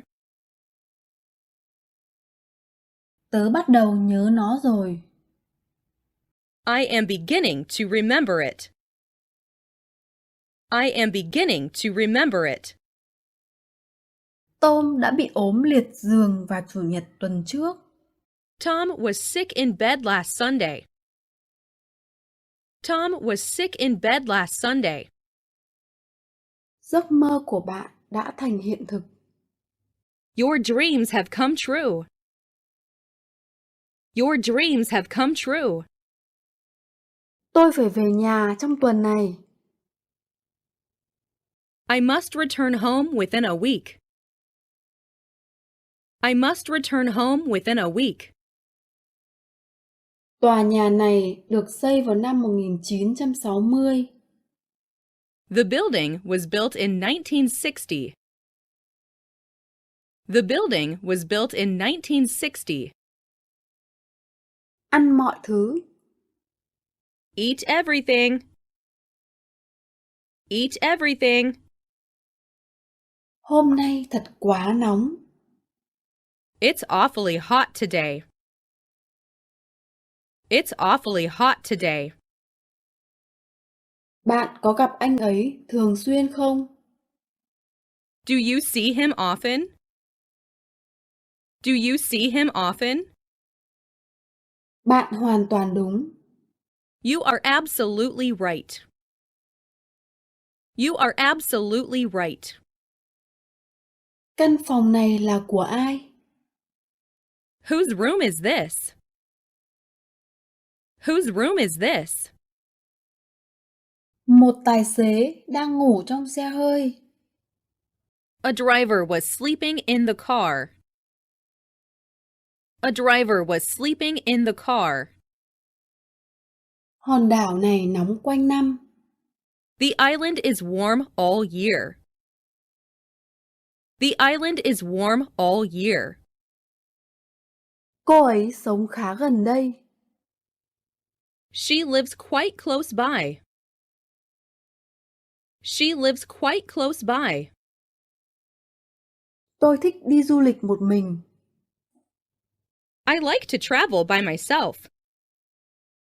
I like to travel by myself. Miếng bọt biển hút nước. A sponge absorbs water.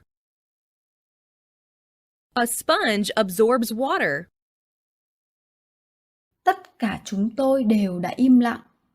All of us were silent. All of us were silent. Hãy tạo một bản sao cho báo cáo này. Make a copy of this report. Make a copy of this report. Hà Lan là một quốc gia nhỏ. The Netherlands is a small country. The Netherlands is a small country. Nó đã được xây từ bao giờ? When was it built? When was it built? Tôi đến đó vào hôm qua. I went there yesterday. I went there yesterday. Tôi cần phải là chiếc áo của mình. I have to iron my shirt. I have to iron my shirt. Anh ấy hỏi cô ấy có biết anh ấy không? He asked her if she knew him. He asked her if she knew him. Người phụ nữ đó là ai? Who is that woman? Who is that woman? Anh đã vào phòng tôi mà không xin phép. He entered my room without permission. He entered my room without permission. Anh ấy đang xem tivi. He is watching TV. He is watching TV. Đừng nói dối. Don't tell lies. Don't tell lies. Đừng quên viết thư cho tôi nhé. Don't forget to write to me. Don't forget to write to me. Xin chào, anh khỏe không? Hi, how are you? Hi, how are you? Tôi muốn gửi gói này đến Nhật Bản. I'd like to send this package to Japan. I'd like to send this package to Japan.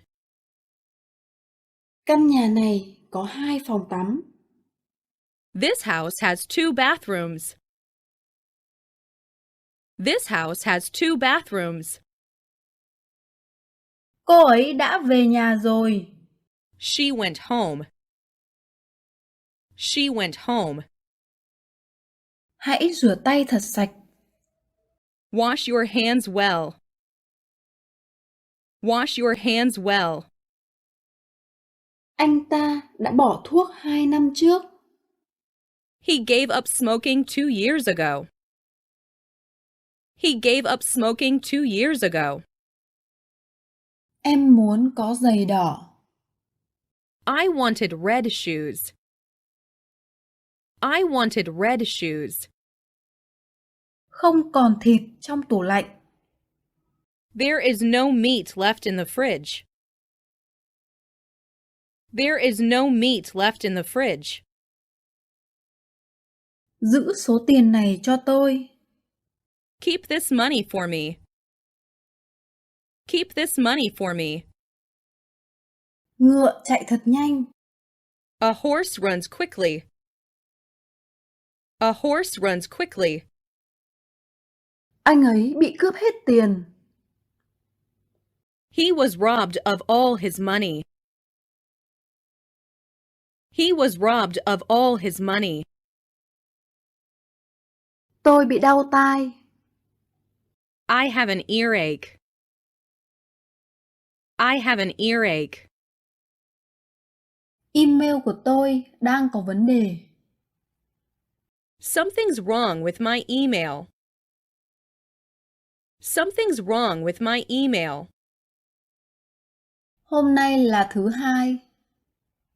It is Monday today. It is Monday today.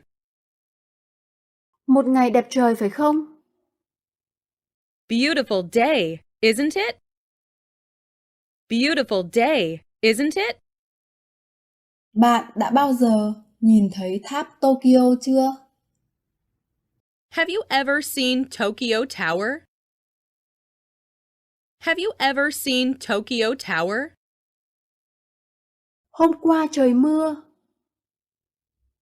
It was raining yesterday. It was raining yesterday.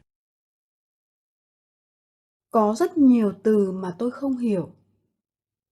There are many words that I don't understand. There are many words that I don't understand. Cậu sẽ ở nhà. You will stay at home. You will stay at home. Anh ấy có thể bơi rất giỏi. I can swim well. I can swim well. Tôi tự hỏi máy bay có đến đúng giờ không? I wonder if the plane will arrive on time. I wonder if the plane will arrive on time. Anh ấy đã vượt qua nhiều khó khăn. He overcame many difficulties. He overcame many difficulties. Sáng hôm qua bạn chơi tennis à? Were you playing tennis yesterday morning? Were you playing tennis yesterday morning? He's 2 years older than Mary is. Họ sống ở tầng dưới. They live downstairs. They live downstairs. Tôi có một gợi ý. I have a suggestion. I have a suggestion. Anh ta có vẻ trung thực. He seems honest. He seems honest. Bụng tôi đang kêu. My stomach is growling. My stomach is growling. Không có bằng chứng nào cả. There's no evidence. There's no evidence. Tôi đã làm quen cô ấy ở Pháp. I got acquainted with her in France. I got acquainted with her in France. Em sẽ về nhanh thôi. I'll be back in a wink. I'll be back in a wink. Cậu thích tiếng Anh phải không? You like English, don't you? You like English, don't you? Tốt nhất là bạn không nên đi. You'd better not go. You'd better not go. Càng sớm càng tốt. Come and see me. Come and see me. Cuốn sách này của ai vậy? Whose is this book? Whose is this book? Tôi đến từ Singapore. I'm from Singapore. I'm from Singapore. Tôi không ủng hộ một kế hoạch như vậy. I'm not in favor of such a plan. I'm not in favor of such a plan. Cô ấy cầm hoa trên tay. She has flowers in her hand. She has flowers in her hand. Tôi muốn bạn nói cho tôi biết sự thật. I want you to tell me the truth. I want you to tell me the truth. Này, chuyện gì đã xảy ra vậy? Hey, what happened? Hey, what happened? Anh ấy được bố mẹ tin tưởng. He is trusted by his parents. He is trusted by his parents. Đây là con chó của tôi. This is my dog. This is my dog. Mình sẽ đi với bạn. I will come with you. I will come with you. Điểm mạnh của bạn là gì? What are your strong points? What are your strong points? Tớ đang tăng cân. I'm gaining weight. I'm gaining weight. Lúc đó, anh ấy đang đứng. He was standing. He was standing. Cây cầu này đã được xây 2 năm trước. This bridge was built 2 years ago. This bridge was built 2 years ago. Tôi có thể mặc thử nó lên không? May I try it on? May I try it on? Em muốn đi đâu? Where do you want to go? Where do you want to go? Tôi đến đây. I'm coming. I'm coming. Tôi đã thấy một con mèo chạy theo con chó. I saw a cat running after the dog. I saw a cat running after the dog. Anh ấy đã kết hôn với chị gái của tôi. He married my sister. He married my sister. Chiếc hộp chứa đầy những quyển sách. This box is full of books. This box is full of books. Cậu có thời gian không? Do you have some time? Do you have some time? Cô ấy từ chối lời đề nghị của tôi. She turned down my offer. She turned down my offer. Tôi không biết tiếng Pháp. I don't know French. I don't know French. Có đau không? Does this hurt? Does this hurt? Chúng tôi đã tìm thấy nơi anh ấy sống. We found out where he lives. We found out where he lives. Anh trai cô ấy đi đâu? Cô cũng đi theo. She follows her brother wherever he goes. She follows her brother wherever he goes. Hỏi xem anh ấy đỗ xe ở đâu. Ask him where he parked his car. Ask him where he parked his car. Tôi sẽ không bao giờ tiết lộ. I will never tell. I will never tell. Máy in cần giấy. The printer needs paper. The printer needs paper. Tôi đoán cô ấy 40 tuổi. I guess that she is 40. I guess that she is 40. Hôm nay, anh ấy trở về từ Sydney. He comes back from Sydney today. He comes back from Sydney today. Bây giờ, cô ấy đang tập đàn vĩ cầm. She is practicing the violin now. She is practicing the violin now. Họ không quan tâm đến việc tiết kiệm tiền. They are not interested in saving money. They are not interested in saving money. Tôi không thích cả hai. I like neither of them. I like neither of them. Bạn có đang ở với ai không? Were you with anyone? Were you with anyone? Anh ấy chơi bóng đá. He plays soccer. He plays soccer. Cậu sẽ giúp tớ làm bài tập về nhà chứ? Will you help me with my homework? Will you help me with my homework? Tớ đã vội đi để bắt chuyến tàu đầu tiên. I hurried in order to catch the first train. I hurried in order to catch the first train.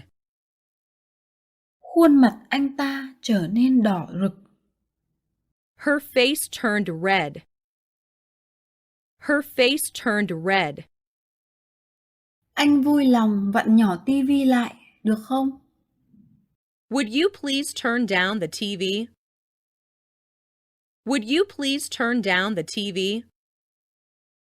Viết ra đi. Put that in writing.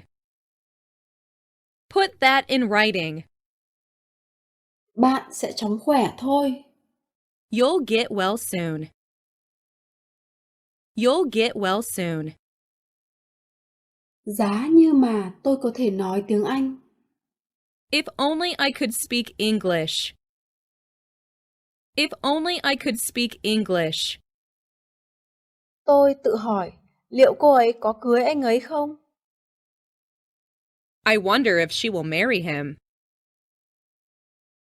I wonder if she will marry him. Xe của tôi đã bị đánh cắp đêm qua. My car was stolen last night. My car was stolen last night. Cô ấy yêu mèo. She adores cats. She adores cats. Đọc theo tôi. Read after me. Read after me. Chiều nay trời sẽ mưa. It is going to rain this afternoon. It is going to rain this afternoon. Anh ấy chơi golf vào cuối tuần. He plays golf on weekends. He plays golf on weekends. Tôi đang bận việc ở văn phòng. I am tied up at the office. I am tied up at the office. Tôi đã ngồi học được 2 tiếng rồi. I have been studying for 2 hours. I have been studying for 2 hours. Tôi muốn có người nói chuyện cùng. I want someone to talk to. I want someone to talk to. Tôi đến chỗ bố tôi 2 lần mỗi năm. I go to my father's place twice a year. I go to my father's place twice a year. Tôi có nhiều việc phải làm. I have many things to do. I have many things to do. Tôi chơi tennis. I play tennis. I play tennis. Bà ấy có một cô con gái là nghệ sĩ dương cầm. She has a daughter who is a pianist. She has a daughter who is a pianist. Cơn đau ấy thật khủng khiếp. The pain was terrible. The pain was terrible.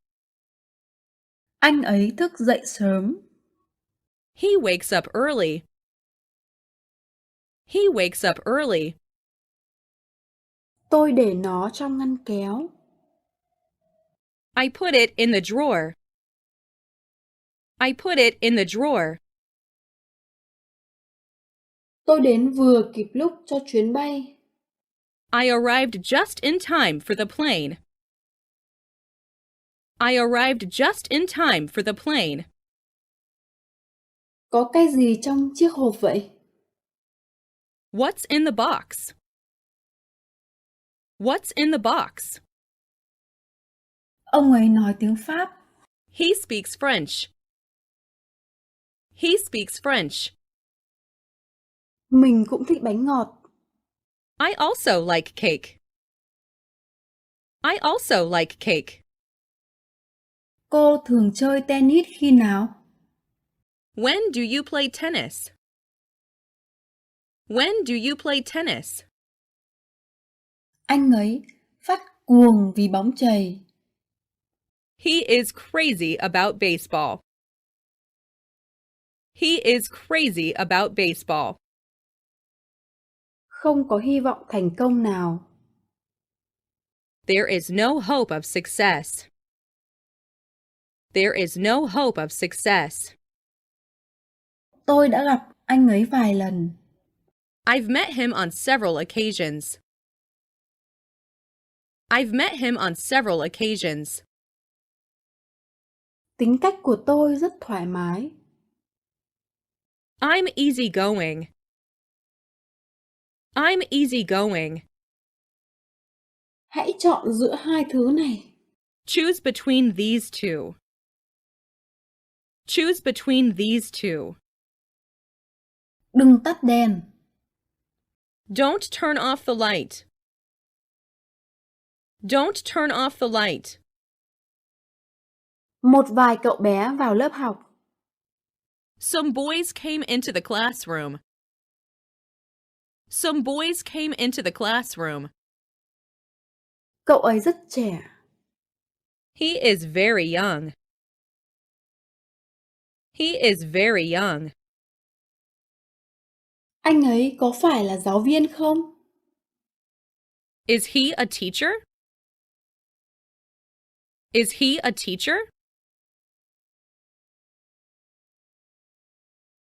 Bố tôi khăng khăng rằng chúng tôi nên đi. My father insisted that we should go. My father insisted that we should go. Anh dùng mật ong thay cho đường. He uses honey instead of sugar. He uses honey instead of sugar. Anh định làm gì vậy? What are you going to do? What are you going to do? Cảm ơn anh vì ngày hôm nay. Thank you for today. Thank you for today. Nước tắm của con đã được rồi đó. Your bath is ready. Your bath is ready. Tôi ước tôi kiếm được nhiều tiền hơn. I wish I earned more money. I wish I earned more money. Hiện tại bạn có bận không? Are you busy now? Are you busy now? Một con muỗi vừa mới cắn tôi. A mosquito just bit me. A mosquito just bit me. Đây là cửa tự động. This is an automatic door. This is an automatic door. Bạn đã từng đến Canada bao giờ chưa?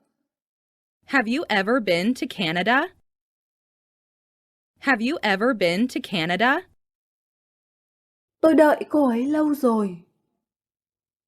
I waited for her for a long time. I waited for her for a long time. Chiếc mũ này là của tôi. This hat is mine. This hat is mine. Đừng nói nữa. Shut your mouth. Shut your mouth. Đa số mọi người đã bỏ phiếu chống lại dự luật. A majority voted against the bill. A majority voted against the bill. Mình phải vào thăm bạn trong bệnh viện. I must visit my friend in the hospital. I must visit my friend in the hospital. Xin cảm ơn bạn trước. Thank you in advance. Thank you in advance. Tom thích chơi bóng chày. Tom likes to play baseball. Tom likes to play baseball. Nhân tiện, bạn đến từ đâu? By the way, where are you from? By the way, where are you from? Chúng tôi là những người đến đầu tiên. We are the first to arrive. We are the first to arrive. Bạn đang làm việc à? Are you working? Are you working? Anh ấy giỏi lái xe. He is good at driving. He is good at driving. Nó giống như là tuyết vậy. It looks like snow. It looks like snow. Anh ấy ở ngay sau tôi. He was just behind me. He was just behind me. Anh trai tôi chết trong một tai nạn giao thông. My brother was killed in a traffic accident. My brother was killed in a traffic accident. Cho tôi xem chiếc máy ảnh khác đi. Show me another camera. Show me another camera. Anh cảm thấy đói. I felt hungry. I felt hungry. Cậu có thể đón tớ tại nhà ga không? Can you pick me up at the station? Can you pick me up at the station? Tại sao bạn lại đến muộn thế? Why are you so late? Why are you so late? Thằng nhóc ấy là một cậu bé tốt bụng. He is a kind boy. He is a kind boy. Anh ấy trồng lúa. He grows rice. He grows rice. Hãy theo gương của anh ấy. Follow his example. Follow his example. Tôi thường tắm trước khi đi ngủ. I usually take a bath before going to bed. I usually take a bath before going to bed. Cơn đau ngày càng tệ hơn. The pain is getting worse. The pain is getting worse. Những sản phẩm này bán rất chạy. These products are selling like hotcakes. These products are selling like hotcakes. Bạn có thể mang cho tôi một chiếc gối và một cái chăn không? Làm ơn. Could you bring me a pillow and blanket, please? Could you bring me a pillow and blanket, please? Nó có vẻ thơm ngon. It smells delicious. It smells delicious. Tôi có nhiều người bạn ở nước ngoài. I have many friends in foreign countries. I have many friends in foreign countries. Cô bé giống mẹ mình. The girl resembled her mother. The girl resembled her mother. Phòng vệ sinh ở đâu ạ? Where's the restroom? Where's the restroom? Anh ấy đã phá vỡ kỷ lục thế giới. He broke the world record. He broke the world record. Khi tôi đến đó, cửa hàng đã đóng cửa. The shop was closed when I went there. The shop was closed when I went there. Bạn có muốn ăn thêm một quả táo không? Would you like another apple? Would you like another apple? Trời mưa nặng hạt suốt cả ngày. It rained hard all day. It rained hard all day. Có giờ giới nghiêm không? Is there a curfew? Is there a curfew? Hãy nghe điện thoại đi. Answer the phone. Answer the phone. Tôi nghe ai đó đang gọi tên mình. I heard someone calling my name. I heard someone calling my name.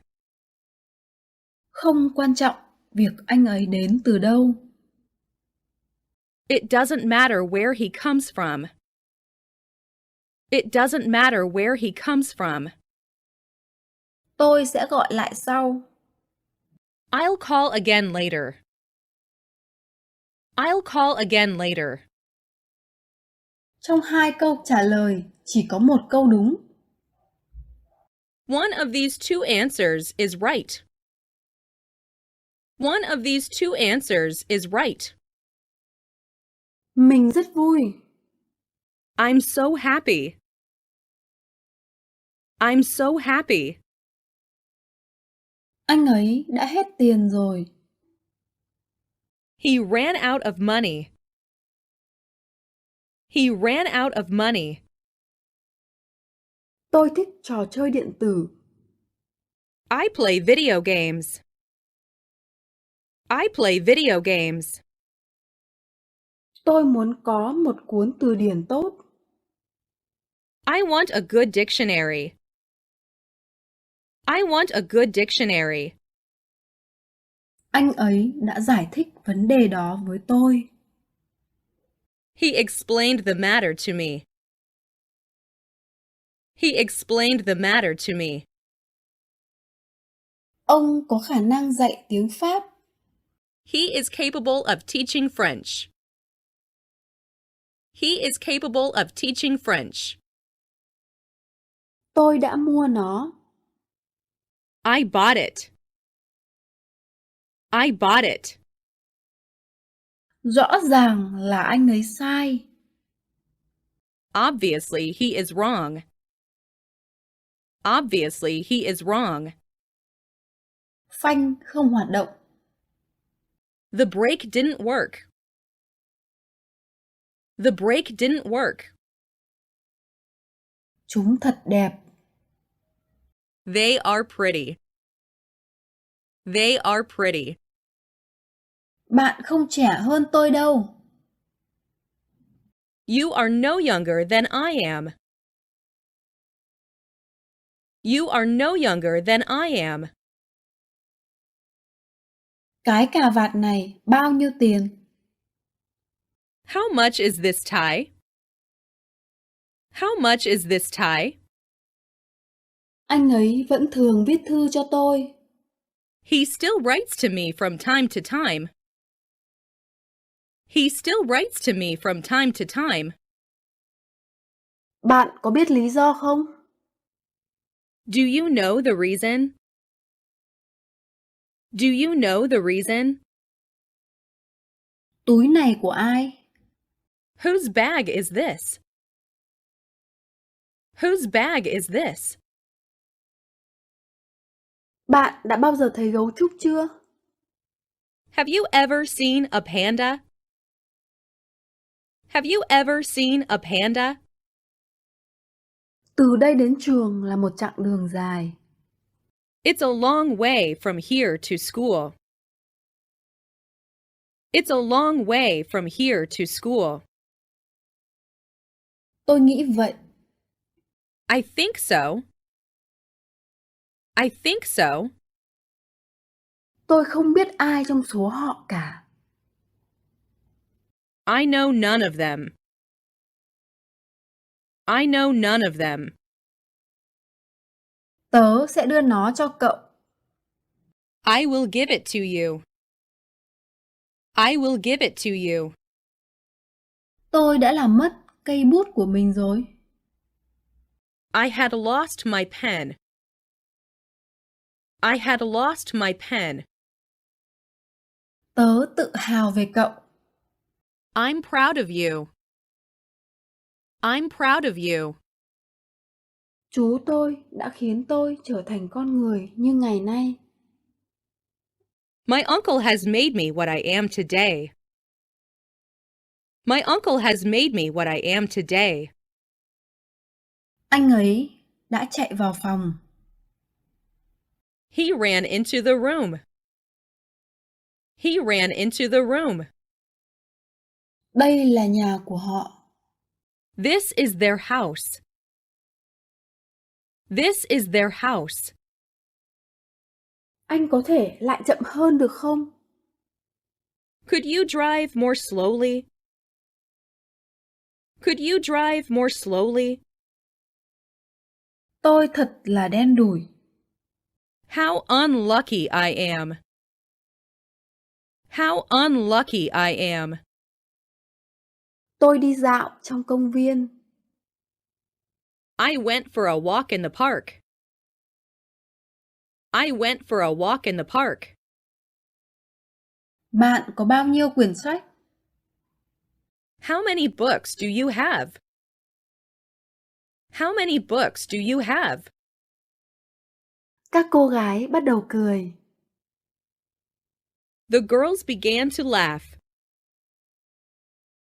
The girls began to laugh.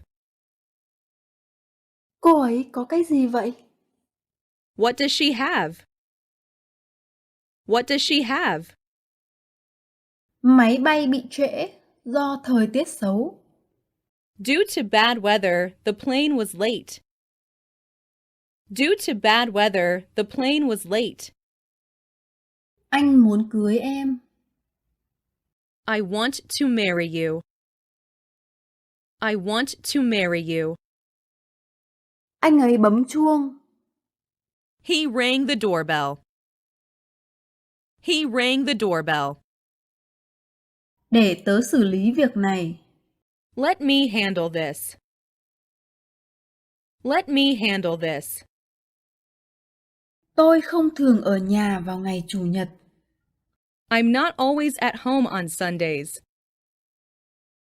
I'm not always at home on Sundays. Chúng tôi đã hoàn thành phần việc của mình. We've already done our work. We've already done our work. Những quả nho này đã chín. These grapes are ripe. These grapes are ripe. Hôm qua bạn có vui không? Did you have a good time yesterday? Did you have a good time yesterday? Đó không phải là lỗi của tớ. It's not my fault. It's not my fault. Bạn đã nhìn thấy người phụ nữ ở đâu? Where did you see the woman? Where did you see the woman? Bạn có muốn ngồi xuống không? Do you want to sit down? Do you want to sit down? Chúng tôi không biết phải làm gì. We didn't know what to do. We didn't know what to do. Vấn đề này rất khó giải quyết. This problem is difficult to solve. This problem is difficult to solve. Nước đóng băng ở nhiệt độ 0 độ C. Water freezes at 0 degrees centigrade. Water freezes at 0 degrees centigrade. Ước mơ của tôi là trở thành một lính cứu hỏa. My dream is to be a firefighter. My dream is to be a firefighter. Chân phải của tôi bị thương trong một tai nạn. I got my right leg hurt in the accident. I got my right leg hurt in the accident. Bảo tàng mới rất đáng để tham quan. The new museum is worth visiting. The new museum is worth visiting. Siêu thị mở cửa vào lúc 10 giờ đúng. The supermarket opens at 10 o'clock. The supermarket opens at 10 o'clock. Anh có đi cùng em không? Are you coming with me? Are you coming with me? Tôi cần được sơ cứu. I need first aid. I need first aid. Đừng làm rơi cái cốc đấy. Don't drop that cup. Don't drop that cup. Chúng tôi thường ăn trưa vào buổi trưa. We usually have lunch at noon. We usually have lunch at noon. Cô ấy trông rất đáng yêu. She looks very lovely. She looks very lovely. Anh có không? Do you have one? Do you have one? Đấy là chuyên môn của anh ấy. That's his specialty. That's his specialty. Cô ấy đá vào cửa. She kicked the door. She kicked the door. Tôi đang lên kế hoạch để học tối nay. I'm planning to study tonight. I'm planning to study tonight. Đừng quá tức giận. Don't be so angry. Don't be so angry. Tôi có thể giúp gì không? Can I help? Can I help? Cô ấy bắt anh ấy phải đợi trong thời gian dài. She kept him waiting for a long time. She kept him waiting for a long time. Tôi không thể làm gì khác. I can't do anything else. I can't do anything else. Cơn đau đầu của tôi đã biến mất. My headache has gone. My headache has gone. Tôi không thể kiểm tra thư của mình do máy chủ không hoạt động. I can't check my mail because the server is down. I can't check my mail because the server is down.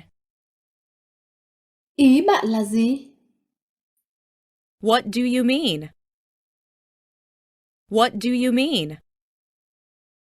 Đây là quả bóng của bạn hay của cô ấy? Is this ball yours or hers? Is this ball yours or hers? Căn phòng này không có nhiều ánh nắng mặt trời nhỉ? This room doesn't get a lot of sun. This room doesn't get a lot of sun. Tôi chán đọc rồi. I am tired of reading. I am tired of reading. Hỏi anh ấy khi nào chuyến bay tiếp theo khởi hành. Ask him when the next plane leaves. Ask him when the next plane leaves. Con chó đã đào một cái hố. The dog was digging a hole. The dog was digging a hole.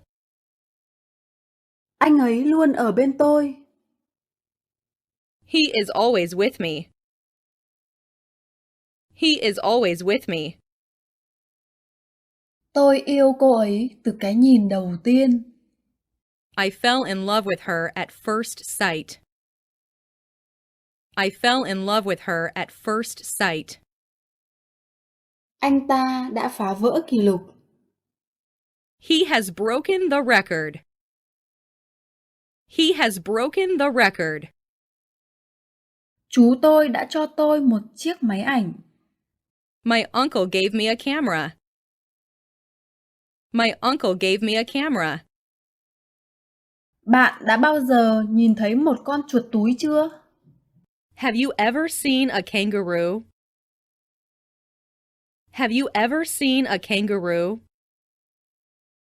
Sự khác biệt giữa A và B là gì? What is the difference between A and B? What is the difference between A and B? Cô ấy đã thức dậy lúc 7 giờ sáng. She got up at 7 in the morning. She got up at 7 in the morning.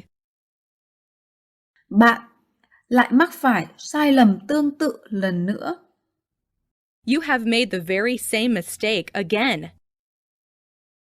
You have made the very same mistake again. Con chó đang bơi à? Is the dog swimming? Is the dog swimming? Dự án của chúng tôi đã thất bại. Our project failed. Our project failed. Họ là người Nhật phải không? Are they Japanese? Are they Japanese? Tôi hy vọng bạn sẽ có thật nhiều niềm vui. I hope you're having fun. I hope you're having fun. Chúng tôi đã chơi bóng ngày hôm qua. We played soccer yesterday. We played soccer yesterday. Hãy giữ phòng của bạn thật sạch. Keep your room clean. Keep your room clean. Bạn có thể gọi cho mình tối nay được không? Will you please call me this evening? Will you please call me this evening? Tôi nghĩ là chúng ta nên chờ thêm 30 phút nữa. I think we had better wait another 30 minutes. I think we had better wait another 30 minutes. Làm ơn lấy một cái. Please take one. Please take one. Anh ấy đã quyết định ra nước ngoài. He decided to go abroad. He decided to go abroad. Cô ấy chạy nhanh hơn tôi. She runs faster than I do. She runs faster than I do. Tôi không thể ngủ.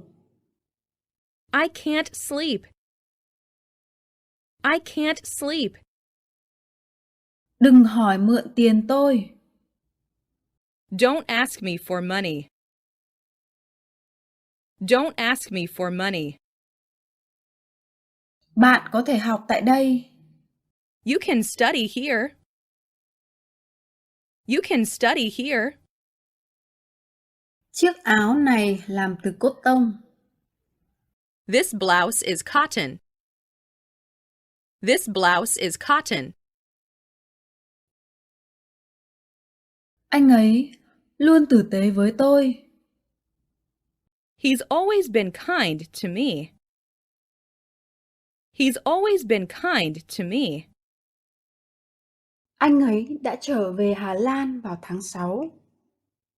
He returned from Holland in June. He returned from Holland in June. Dù em đi đâu, anh cũng sẽ theo em. No matter where you go, I'll follow you. No matter where you go, I'll follow you. Tất cả những bông hoa trong vườn đều có màu vàng. All the flowers in the garden are yellow. All the flowers in the garden are yellow. Cô ấy là người phụ nữ giàu có. She is a wealthy woman. She is a wealthy woman. Bạn có thích mèo đen không? Do you like black cats? Do you like black cats? Cái bánh này ngọt. This cake is sweet. This cake is sweet. Anh ta quen biết rất nhiều người. He knows a lot of people. He knows a lot of people. Tôi đang đói khủng khiếp. I am terribly hungry. I am terribly hungry. Nếu muốn thì anh đi đi. You can go if you want to. You can go if you want to. Anh ấy đã chạy nhanh hết mức có thể. He ran as fast as he could. He ran as fast as he could. Không phải tất cả chúng ta đều có thể nói tiếng Anh. Not all of us can speak English. Not all of us can speak English. Cô ấy thích cam. She likes oranges. She likes oranges. Điều đó phụ thuộc vào bạn. It's up to you. It's up to you. Một cơn gió mạnh đã thổi qua. A strong wind was blowing. A strong wind was blowing. Hãy đợi ngoài phòng một lát. Wait for a moment outside the room. Wait for a moment outside the room. Cô ấy đã nói như chưa từng có chuyện gì xảy ra. She spoke as though nothing had happened. She spoke as though nothing had happened. Tôi sẽ đến bên bạn ngay đây. I'll be with you in a second. I'll be with you in a second. Cháu muốn uống một ít nước. I want some water. I want some water. Câu trả lời của anh ấy khác tôi. His answer is different from mine. His answer is different from mine. Cậu phải chú ý tới anh ấy. You must pay attention to him. You must pay attention to him. Cậu sẽ không bao giờ nhận ra mình đã trải qua những gì. You will never realize what I went through. You will never realize what I went through. Bông hoa này đẹp đúng không? This flower is beautiful, isn't it? This flower is beautiful, isn't it? Tôi ngày nào cũng về nhà sớm. I go home early every day. I go home early every day. Tôi quen với khí hậu lạnh. I am accustomed to cold weather. I am accustomed to cold weather. Tôi có cuộc hẹn với anh ấy lúc 6 giờ. I have an appointment with him at 6. I have an appointment with him at 6. Vui lòng cho biết tên và địa chỉ. Name and address, please. Name and address, please. Cửa hàng đó có rất nhiều khách hàng. That shop has many customers. That shop has many customers. Tôi muốn có một chiếc cà vạt để mặc với bộ com lê này. I want a tie to go with this suit. I want a tie to go with this suit. Làm ơn bật tivi lên. Please turn on the TV. Please turn on the TV. Cậu có thể giúp tớ không? Can you help me? Can you help me? Bạn nên làm theo lời khuyên của bác sĩ. You should follow your doctor's advice. You should follow your doctor's advice. Sách của cô ấy bán khá tốt. Her books sell pretty well. Her books sell pretty well. Cậu bé thừa nhận đã nói dối. The boy acknowledged having lied. The boy acknowledged having lied. Tớ đang học nhạc. I'm learning music. I'm learning music. Cô ấy du lịch vòng quanh thế giới. She traveled all over the world. She traveled all over the world. Chị tôi học piano 2 buổi mỗi tuần. My sister takes piano lessons twice a week. My sister takes piano lessons twice a week. Cô ấy vừa bước sang tuổi 12. She has just turned 12. She has just turned 12. Họ đang nghe đài. They were listening to the radio. They were listening to the radio. Anh ấy sinh ra ở châu Phi. He was born in Africa. He was born in Africa. Anh ấy đã khuyên cô ta bỏ rượu. He advised her to stop drinking. He advised her to stop drinking. Họ có tiết tiếng Anh 3 lần một tuần.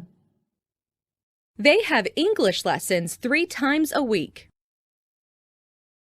They have English lessons 3 times a week. Đừng đổi ý. Don't change your mind. Don't change your mind. Anh ấy cưới chị của cô ấy. He was married to her sister. He was married to her sister. Tại sao nó lại nóng như thế? Why is it so hot? Why is it so hot? Cuốn tiểu thuyết này thật khó hiểu. This novel is difficult to understand. This novel is difficult to understand. Anh có gì đấy? What do you have? What do you have? Tối nay em không muốn ăn ở ngoài. I don't feel like eating out this evening. I don't feel like eating out this evening. Kể cho tớ nghe về điều đó đi. Tell me about it. Tell me about it. Anh sẽ sớm thích ứng với cuộc sống mới này thôi. You will soon adapt yourself to this new life. You will soon adapt yourself to this new life. Tôi bị dị ứng với sữa. I have an allergy to milk. I have an allergy to milk. Ở đây có 5 cái bút chì. There are 5 pencils here. There are 5 pencils here. Tôi đã đi tìm chìa khóa. I looked for the key. I looked for the key. Chúng ta nên đi đâu đây? Where should we go? Where should we go? Bạn hiểu khá rõ về sumo nhỉ? You know quite a lot about sumo. You know quite a lot about sumo. Đừng để cửa sổ mở. Don't leave the window open. Don't leave the window open. Tôi để quyển từ điển của mình ở nhà dưới. I left my dictionary downstairs. I left my dictionary downstairs. Anh ấy đang ăn. He is eating. He is eating. Chuyến tàu ấy đã rất đông. The train was crowded. The train was crowded. Sao anh lại nói như vậy? Why do you say that? Why do you say that? Tôi phải đi bây giờ. I have to go now. I have to go now. Châu Á rộng hơn châu Úc nhiều. Asia is much larger than Australia. Asia is much larger than Australia. Cô ấy cũng không hiểu tôi. She doesn't understand me either. She doesn't understand me either. Tính cả tôi vào nhé. Count me in. Count me in. Ngày mai tuyết sẽ rơi. It'll snow tomorrow. It'll snow tomorrow. Tôi muốn gửi thư này đến Nhật Bản. I want to send this letter to Japan. I want to send this letter to Japan. Vợ tôi đang chuẩn bị bữa tối ngay lúc này. My wife is preparing dinner right now. My wife is preparing dinner right now. Anh ấy đã trở về từ Mỹ. He came back from America. He came back from America. Cứ lấy thứ gì bạn muốn. Take anything you want. Take anything you want. Anh ấy đã rất vui. He was very happy. He was very happy. Anh ấy đã dừng xe lại. He stopped the car. He stopped the car. Tôi thường ăn ngoài. I usually eat out. I usually eat out. Một con gà Tây to hơn một con gà thường. A turkey is a little bigger than a chicken. A turkey is a little bigger than a chicken. Anh ấy ở nhà. He was at home. He was at home. Bạn có thể giải quyết vấn đề này không? Can you do this problem? Can you do this problem? Bạn có thể cho tôi mượn chiếc bút của bạn không? Would you lend me your pen? Would you lend me your pen? Cô ấy đã miễn cưỡng đi một mình. She reluctantly went by herself. She reluctantly went by herself. Bố tôi mất vì ung thư phổi. My father died of lung cancer. My father died of lung cancer. Tôi không thể dừng khóc. I can't help crying. I can't help crying. Cây sẽ chết nếu thiếu nước. Plants die without water. Plants die without water. Tôi sẽ kể cho bạn một bí mật. I'll tell you a secret. I'll tell you a secret. Hãy chăm sóc bản thân mình thật tốt. Take good care of yourself. Take good care of yourself. Đây là con chó của Mary. This is Mary's dog. This is Mary's dog. Anh ấy đã cởi kính. He took off his glasses. He took off his glasses. Bác có visa du lịch. I have a tourist visa. I have a tourist visa. Vui lòng, hãy cởi bỏ tất của bạn. Take off your socks, please. Take off your socks, please. Bạn đúng là thiên tài. You're a genius. You're a genius. Nó ở trên tầng 8. It's on the 8th floor. It's on the 8th floor. Làm thế nào mà các bạn biết nhau? How did you come to know each other? How did you come to know each other? Bạn có thể đến đó. You may go there. You may go there. Cậu sẽ cho tớ xem album ảnh của cậu chứ? Will you show me your photo album? Will you show me your photo album? Tôi không thể cưỡng lại được. I can't help it. I can't help it. Tôi đã yêu cầu anh ta bắt đầu ngay lập tức. I asked him to start at once. I asked him to start at once. Nói với anh em muốn gì nào? Tell me what you want. Tell me what you want. Em gái tớ thấp hơn cậu. My sister is shorter than you.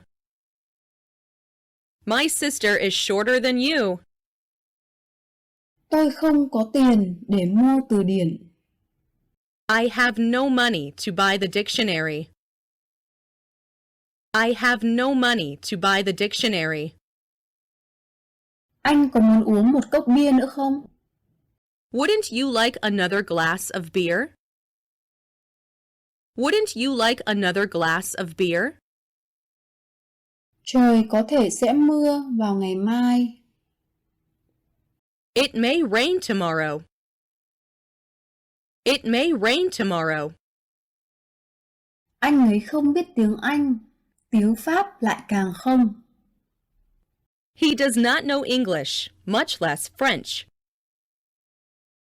He does not know English, much less French. Chúng tôi sống gần một thư viện lớn. We live near a big library. We live near a big library. Anh ấy đã đến cửa hàng hoa quả trước. He went to a fruit store first. He went to a fruit store first. Bạn có thể đi đến ga bằng xe buýt. You can go to the station by bus. You can go to the station by bus. Tôi ốm liệt giường từ thứ 6 tuần trước. I have been ill in bed since last Friday. I have been ill in bed since last Friday. Điều này không có lý gì cả. This makes no sense. This makes no sense. Không có lửa làm sao có khói. There is no smoke without fire. There is no smoke without fire. Họ có 2 cô con gái. They have 2 daughters. They have 2 daughters. Cái hộp gần như trống rỗng. The box is almost empty. The box is almost empty. Sao bạn không đi xem phim với mình nhỉ? Why don't you come to the movies with me? Why don't you come to the movies with me? Thứ này quá dễ đối với anh ấy.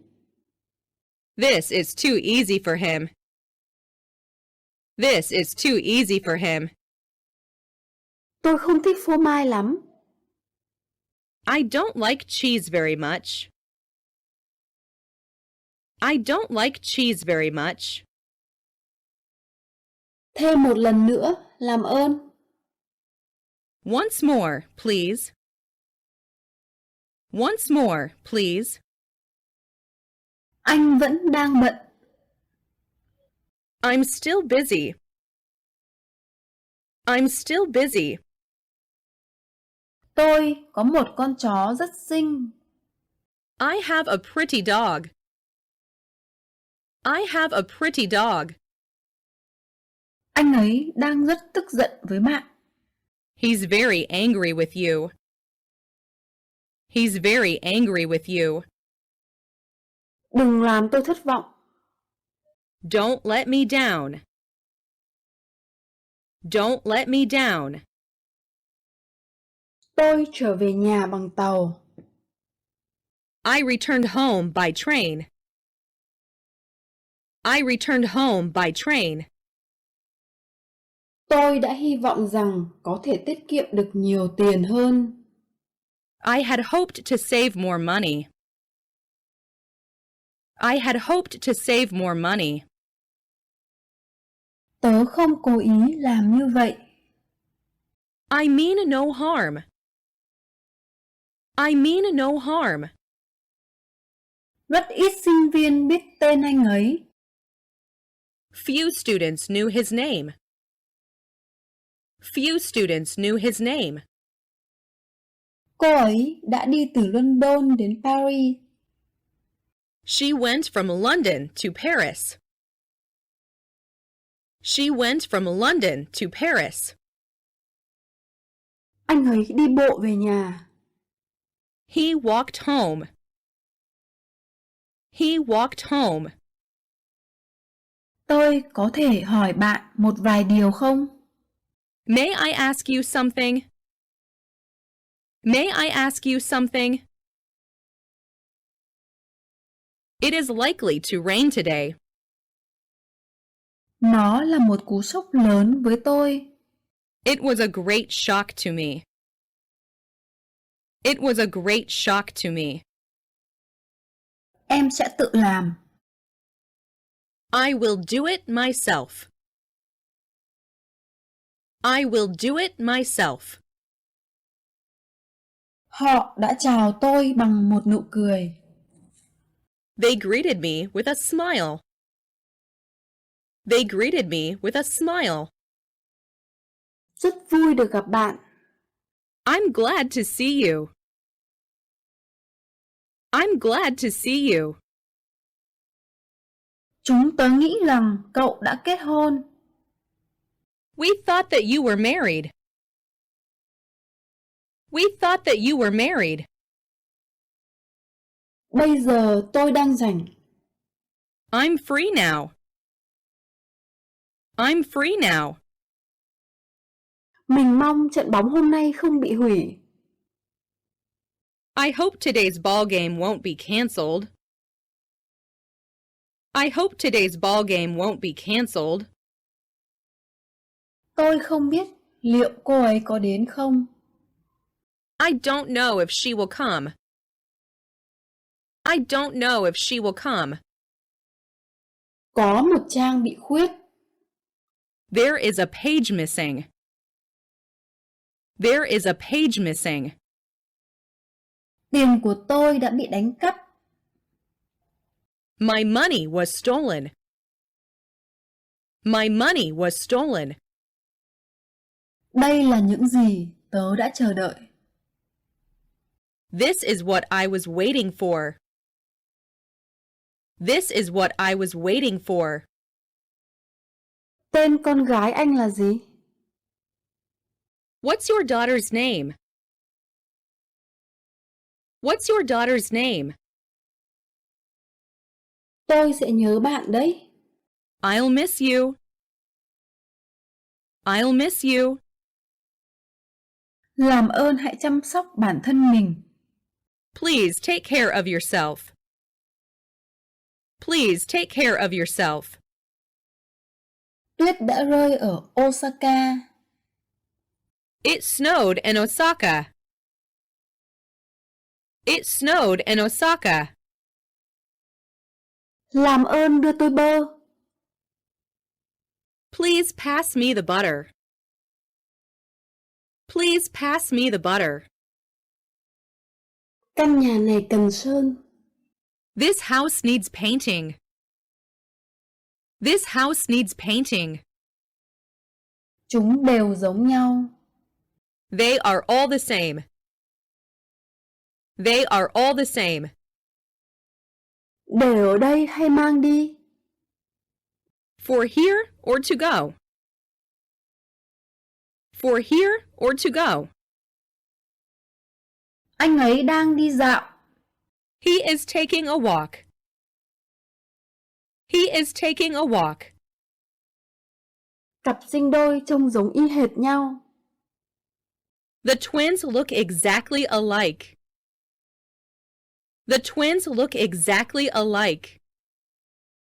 Tom đi bộ đi học. Tom goes to school on foot. Tom goes to school on foot. Anh ấy có vẻ không phải là người Mỹ. He doesn't seem to be an American. He doesn't seem to be an American. Anh ấy đã sơn trần nhà màu xanh. He painted the ceiling blue. He painted the ceiling blue. Cậu ta là một cậu bé thông minh. He is a clever boy. He is a clever boy. Mọi người đều quý anh ấy. Everybody likes him. Everybody likes him. Tôi đã không vượt qua được các bài kiểm tra. I failed the tests. I failed the tests. Tôi có thể gọt quả táo. I can peel an apple. I can peel an apple. Tôi đến từ Tokyo. I'm from Tokyo. I'm from Tokyo. Nhân tiện, chiều nay bạn có rảnh không? By the way, are you free this afternoon? By the way, are you free this afternoon? Tối qua bạn có ra ngoài không? Were you out last night? Were you out last night? Để tôi đi một mình. Let me go alone. Let me go alone. Ở đây nóng thật. It's very hot here. It's very hot here.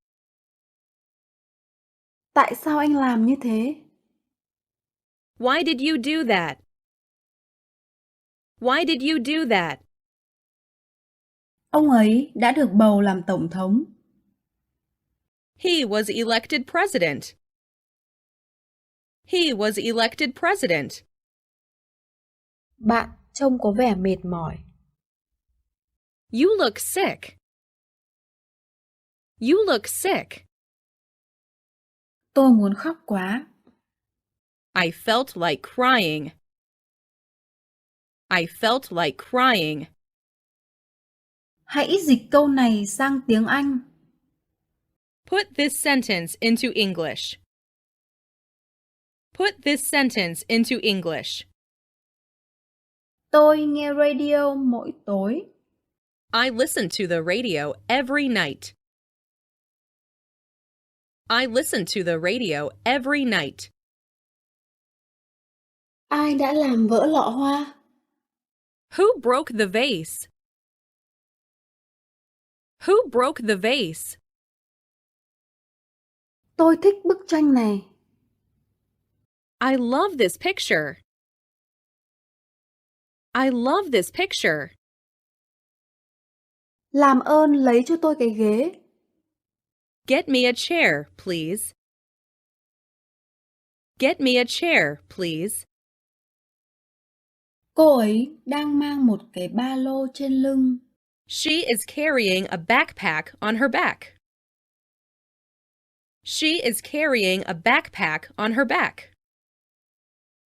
Anh ta có thể lái xe hơi. He can drive a car. He can drive a car. Làm ơn, hãy nhanh tay lên. Please do it quickly. Please do it quickly. Kiểu váy này đang là mốt hiện nay. That kind of dress is now in fashion. That kind of dress is now in fashion. Hãy chia số tiền cần thanh toán. Let's split the bill. Let's split the bill. Cô ấy nói tiếng Anh rất giỏi. She is good at speaking English. She is good at speaking English. Tôi cần vài tờ giấy. I need some paper. I need some paper. Anh ấy đã gian lận trong bài thi sinh học. He cheated on the biology exam. He cheated on the biology exam. Sữa có vị chua. The milk tastes sour. The milk tastes sour. Cậu bé đang chạy. That boy is running. That boy is running. Nhiều người trong chúng tôi đã mệt. Many of us were tired. Many of us were tired. Anh ta có xe riêng. He has his own car. He has his own car. Tôi đã ngủ thiếp đi trước khi bố tôi về. I fell asleep before my father came home. I fell asleep before my father came home. Điều gì sẽ xảy ra? What would happen? What would happen? Tôi có một ý tưởng. I have an idea. I have an idea. Bàn này đã được đặt rồi. This table is reserved. This table is reserved. Không có tin nào tốt cả. No news is good news. No news is good news. Bây giờ hãy nín khóc đi nào. Now stop crying. Now stop crying. Cô ấy đã quyết định không tham dự cuộc họp. She decided not to attend the meeting. She decided not to attend the meeting.